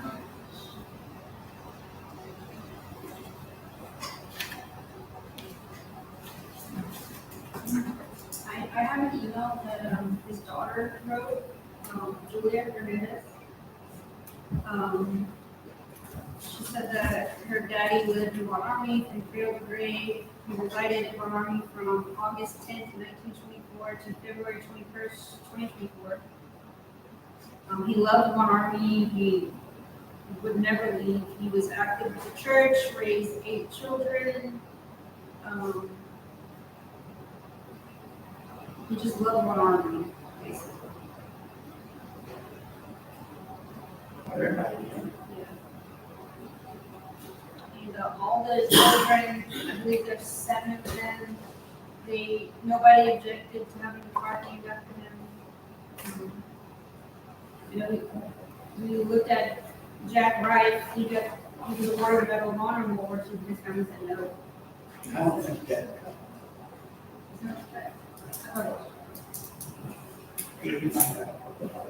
But he was president, he does all that. And what happened, I don't know, he military. It's not with that, people of ours. But no, I don't know. Yeah, he was very dedicated, almost. That's what this guy was. Either way, his family said no. The Hernandez family did not object. Mrs. Hernandez? I thought when they did the ribbon cutting, that it was, stated on the store. I think that's what we've always just referred to it as. I think that's what it says on the sign. Yeah, it didn't have a name, it was just a city park. It says on Google Maps too. The one that was on the store. Because I'm sure there's lots of veterans that, were born here during the years and stuff, and to pinpoint one person, that's right. These gentlemen here, I mean, what's the thing? My father got, no dollar, but how would I pinpoint? Well, I think there's a lot of very historically significant people here in Von Ormy. I think with very deep roots historically. I think there's a lot of people. That's what I'm saying, why, how are you gonna just do one person? Well, that's up to the board. I mean, that's up to us to consider. I didn't personally know him. Like I said, I read online. When I saw it as a bit of research, it sounded like a sandy person, son of Von Ormy. I don't see anything wrong with that. So I've seen in other cities, they have park, trail, city facility naming committees. That's something y'all want to explore more, or if y'all are sold on Mr. Hernandez, we can move forward as it is. I mean, y'all, it's sign, and then you don't want it to be just how you don't want it to be named, like you don't want it to be the Lawrence Larry Quintana Hernandez, or just the Lawrence Quintana Hernandez. You don't want a memorial park afterwards, just going to be specific about what y'all want to do. Well, another thought too, we're doing this resident survey, if we wanted to include it in the survey process, just kind of a thought. Good input from everybody. I think the city did that initially with the logo and, some other aspects, just an idea, really whatever the board wants to do. Mrs. Hernandez. Because Danny Doty's father was a prisoner of war. Who? Also, Danny Doty's father, he was a prisoner of war here in Line. A lot of great people service. That's what I'm saying, how you can pinpoint one person.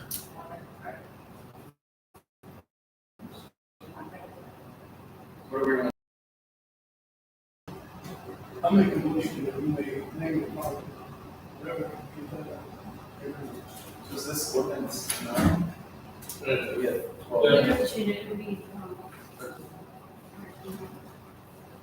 Okay, would you like to revise your motion to include the ordinance number 2024-0013?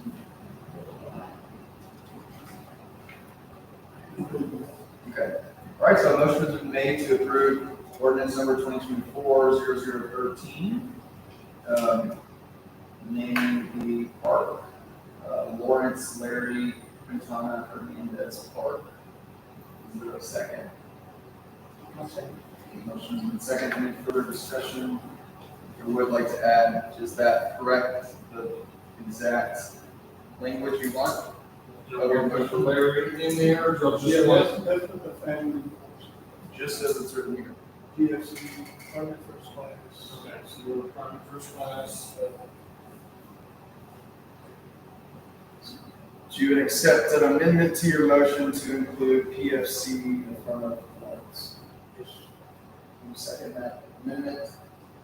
Seconded, all in favor of the amendment to PFC Lawrence Larry Quintana Hernandez Park? All those in favor?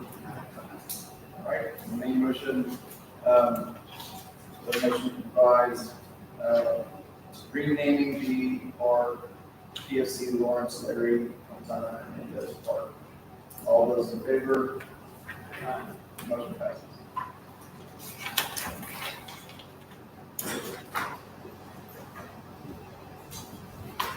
All right, number 17, discuss, consider, and take possible action regarding a food truck park. I'm sorry, Commissioner Guzman, sorry. Okay, there's, privately, no, okay, good. executive session. Okay, would you like to make a motion to discuss this, or can we just discuss? Thank you. I just read what. Yeah, executive session. Okay. 18, discuss, consider, and take possible action regarding the establishment of an in-town law and all matters related thereto. I know we discussed that tonight. If you have more to add, Commissioner Guzman.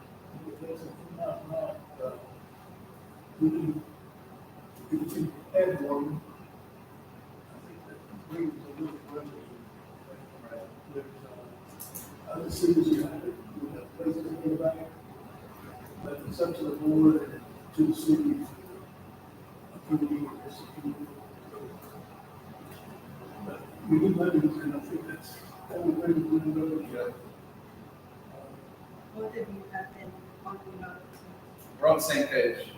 And by the August 15th, we have to have a plan in place. Do we need a motion to direct? Can you allocate me a certain amount of funds, maybe out of the miscellaneous line items to get the planning done? And then if it's more than you allocate, I'll have to come back to you. But I haven't been able to get a straight answer yet. All right. I don't know what it will cost that. To get it platted, because we're talking about getting the whole city properties not platted. So if you want me to just plat the one area, that's fine, I'll do that, just tell me. I'm fine with that. Just plat for that specific, Yes. Okay. We don't know really long term what we're going to do. These buildings are affordable. We just want to do. We're we're not quite there yet. So, Yeah, when it come on. so the first step though sounds like you need approval up to, However much you want to designate, so I can get with the engineers to get surveyed and platted. okay, sir, okay, let's say up to $5,000. We miscellaneous money. Yes, Question.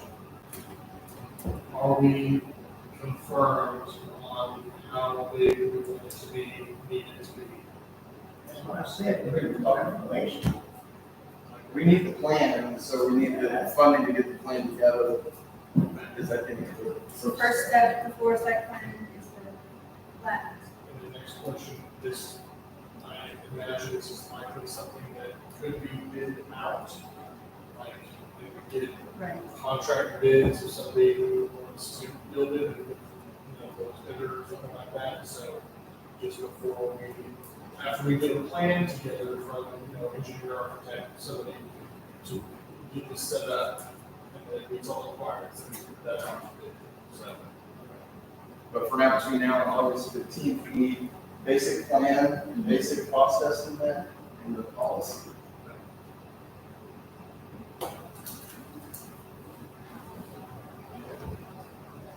Do you need an amendment, or do you need a motion for any of that direction? Just for any allocation of funds to her. Then, this time I will request a motion, to authorize the city administrator to spend up to $5,000 planning the future independent lot of the miscellaneous. Great. The motion has been made. Is there a second? The motion has been seconded. Is there any further discussion? All those in favor? Motion passes.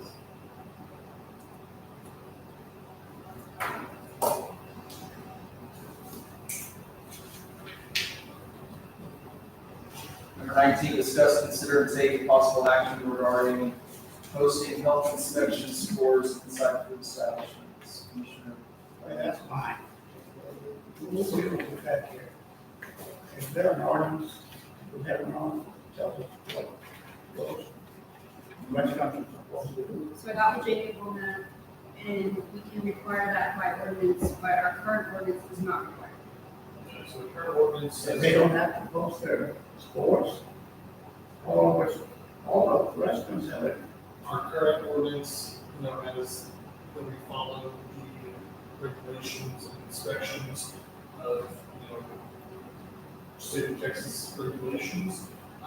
It's up to local, municipal, governing bodies to determine whether or not we want to have that next step of requiring scores to be posted in this When location. you change the ordinance, that's what I do.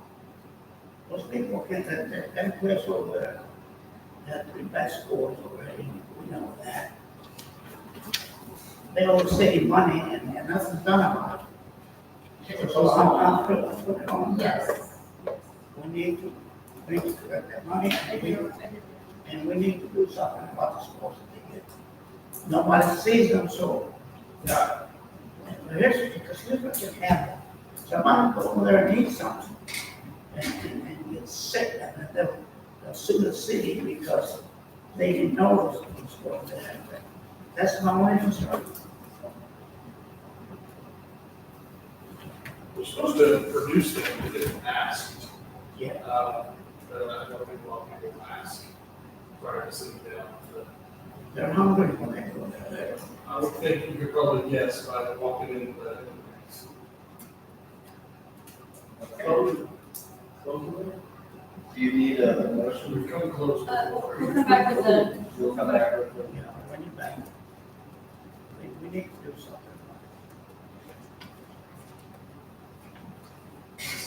Why aren't we already discussed the 17th? It's not on the event set. So, we're gonna discuss it and bring it back when we get out of, No, it's not in the I know.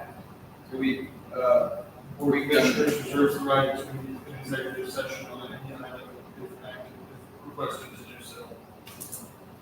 I've seen this notice though in different places. We've been at 4, I think it matters we're where included it is. to 20, so. And there is a little bit of overlap with Kim. So at this time, we're gonna go into executive session. So the board of commissioners reserves the right to meet in executive session pursuant to the provisions of the Texas Open Meetings Act, including without limitation sections 551-071, 551-072, 551-074, executive session.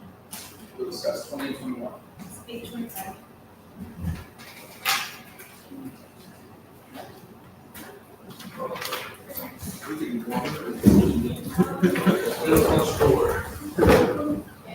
Oh, this is.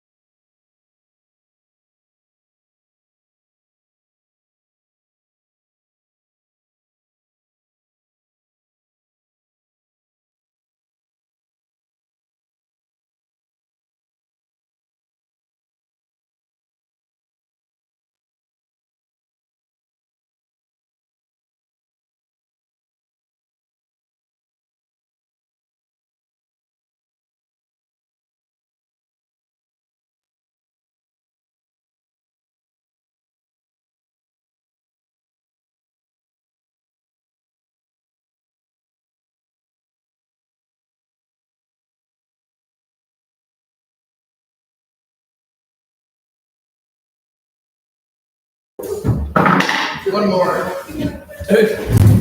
And then,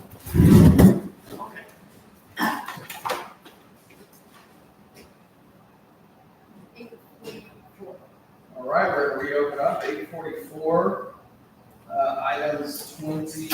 Item 17, 20, discuss or executive session. Discuss, consider, and take possible action regarding the food truck park. Discussion regarding potential donation manual and other real estate opportunities. No action. 21, updates regarding city business, municipal court, police department, and all other matters related thereto.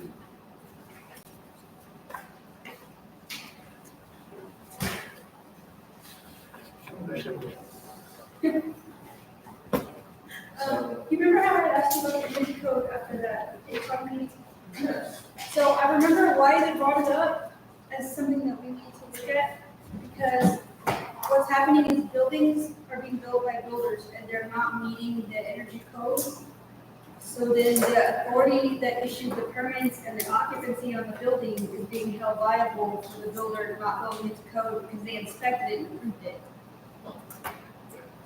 So the authority having jurisdiction, so that's why they had this whole roundtable at ACOG. I don't like the regulations. Nor do I, sir, but we need to look at it, if it is liability to the city, to be aware of it at least.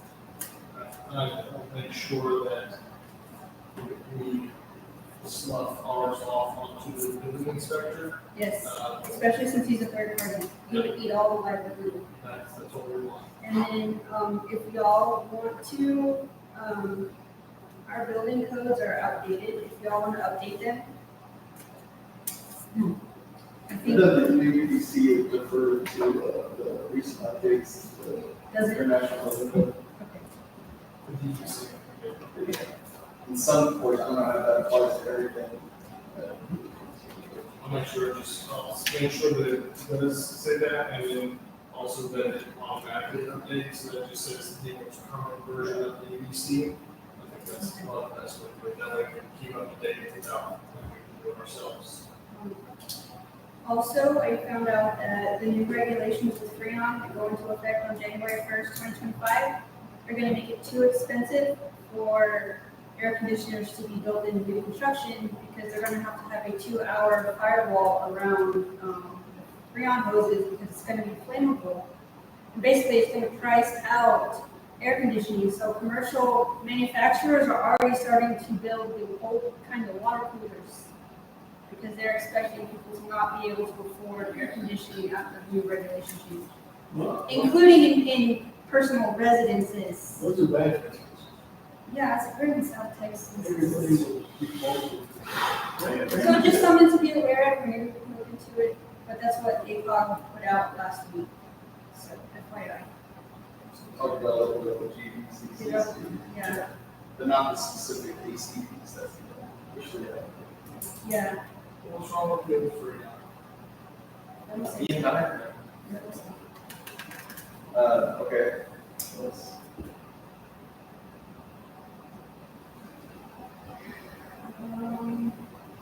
I'm almost done with the audit. I'm trying to have it done by the end of the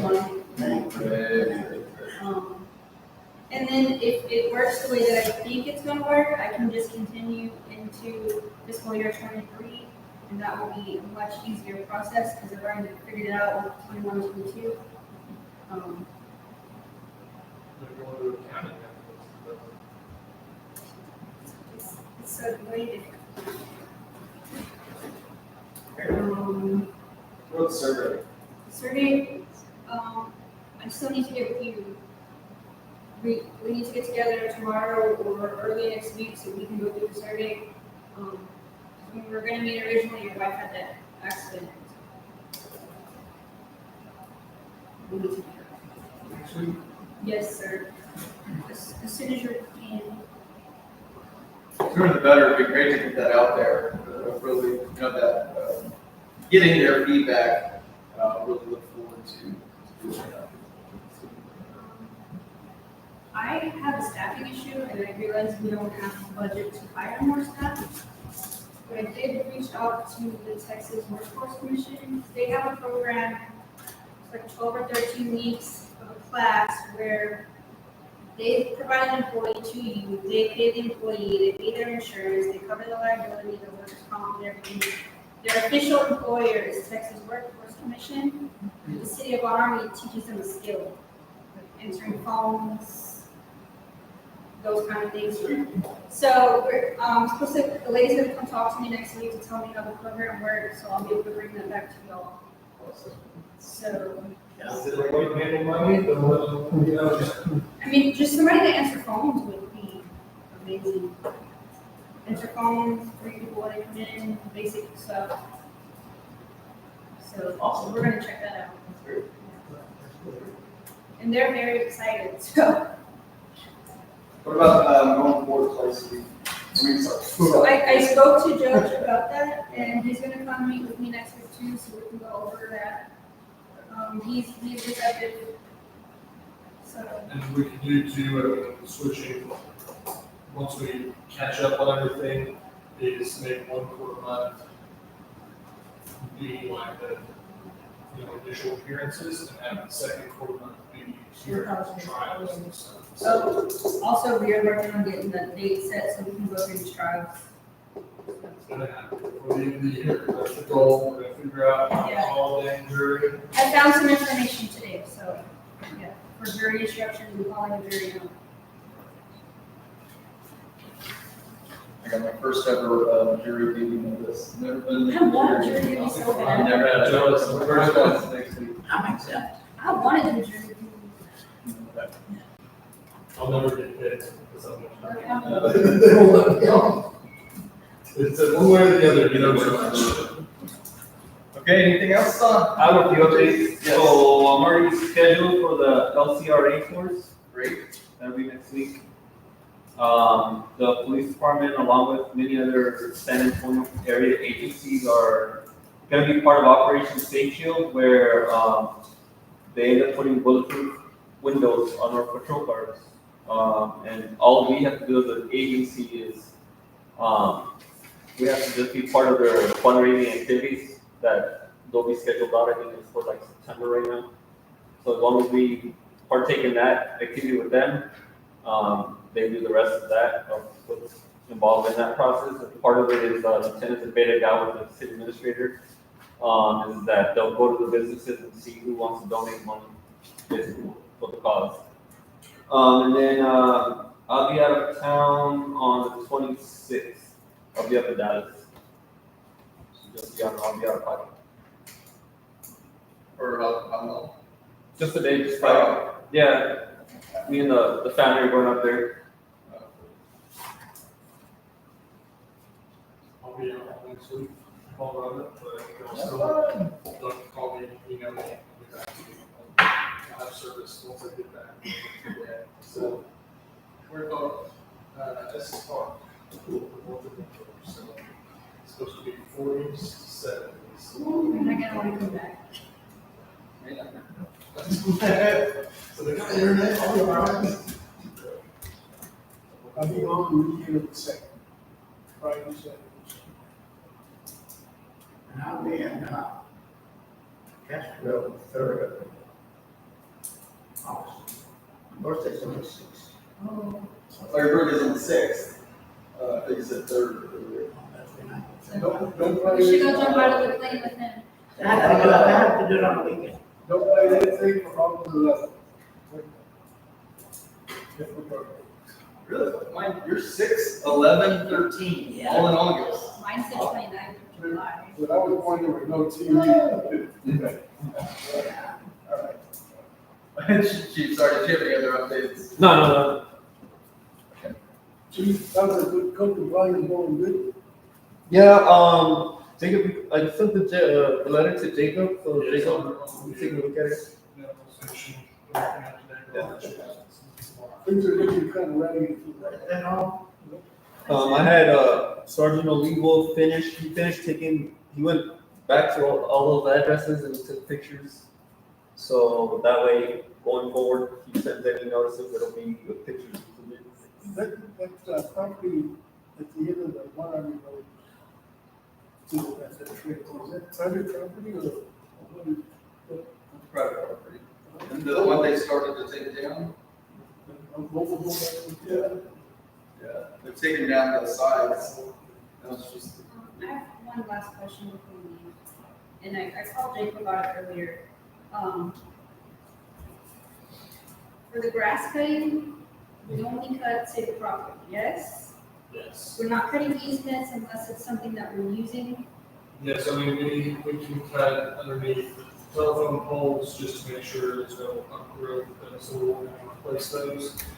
But for our purposes, we should just be cutting when it's necessary. Citizens are not agreeing with that, and that is. But it really. I believe prior to my arrival here, they would cut all the easements. And I told them not to do that because I can't cut private property, I can't do that. So I explained that to a citizen today, Mr. David over here. And he didn't understand that, he thought that he only owned the part from the fence inside. He didn't understand that the whole thing was his. we have it like, we had that map. We're not supposed to mow easements because it's not city property. Unless it's like, we have a sign there, we're maintaining something that we have there. But to just go cut them, we're not supposed to cut private property. But if it's our easement, we have access to it. We have access, we don't have ownership. So like, if it's our easement, like if we own the access, we could potentially do like, if it's our street, you know, let's say the easement extends like to the bottom of the ditch, you know, technically like that's ours to control. Yeah, so he will go and he will cut like a patch on the outside, right by the street to cut it and make it short. But we're And not in the past, cutting they were all, going up to their fence they line. were going all through the ditch all the way up. But it doesn't depend what the easement agreement says. That you could, yes. So I think we need to look at that, what the actual easement says we can do, we can't do. We'll get into that next week. But Because this is So I getting just very need, some so I just need clarification, like, are we supposed to cut it or not? The same with, if the you find same an with, easement, I would work through it. the same with the tree branches. Okay. Fixing it, or it's good. If it's, Well, it's their tree. but it's coming onto our property or streets, Like, so we don't like own it's- the town, the power poles, though, right? No. Those are somebody else's. Yes. That's somebody else's responsibility. And it's their responsibility to go underneath. I'm asking, that's what, yes. It's like if I had a street light, we put up a street light, it's the city's pole, then it's my job to maintain it. But in the absence of that, I thought we couldn't cut private property. I mean, technically, if those aren't even our street lights. Y'all wanna issue a clear directive on that, so, I mean, I would like to. yeah. I don't want it to be up to interpretation. If y'all want it done, we'll do it. But I need clarification. I would, because I've, not that you mentioned, I haven't brought it up, but not that you mentioned, I've noticed some spots that are starting to get overgrown. Yeah. And that makes perfect sense. Like around the stop sign and all that, yes, but in front of somebody's house. I would look at that, see how much on that. That's like with the ditches, like just because if there's trash or something in a ditch, doesn't mean I can send Art to go clear it out, that's private property. Yeah.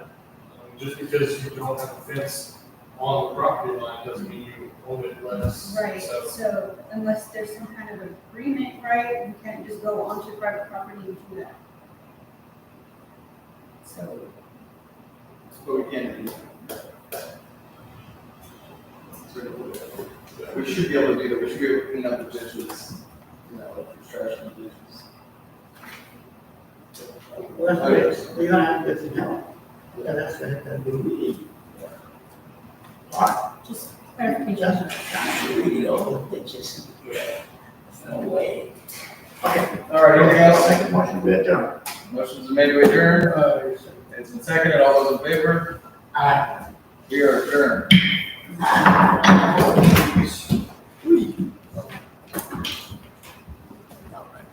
Chief.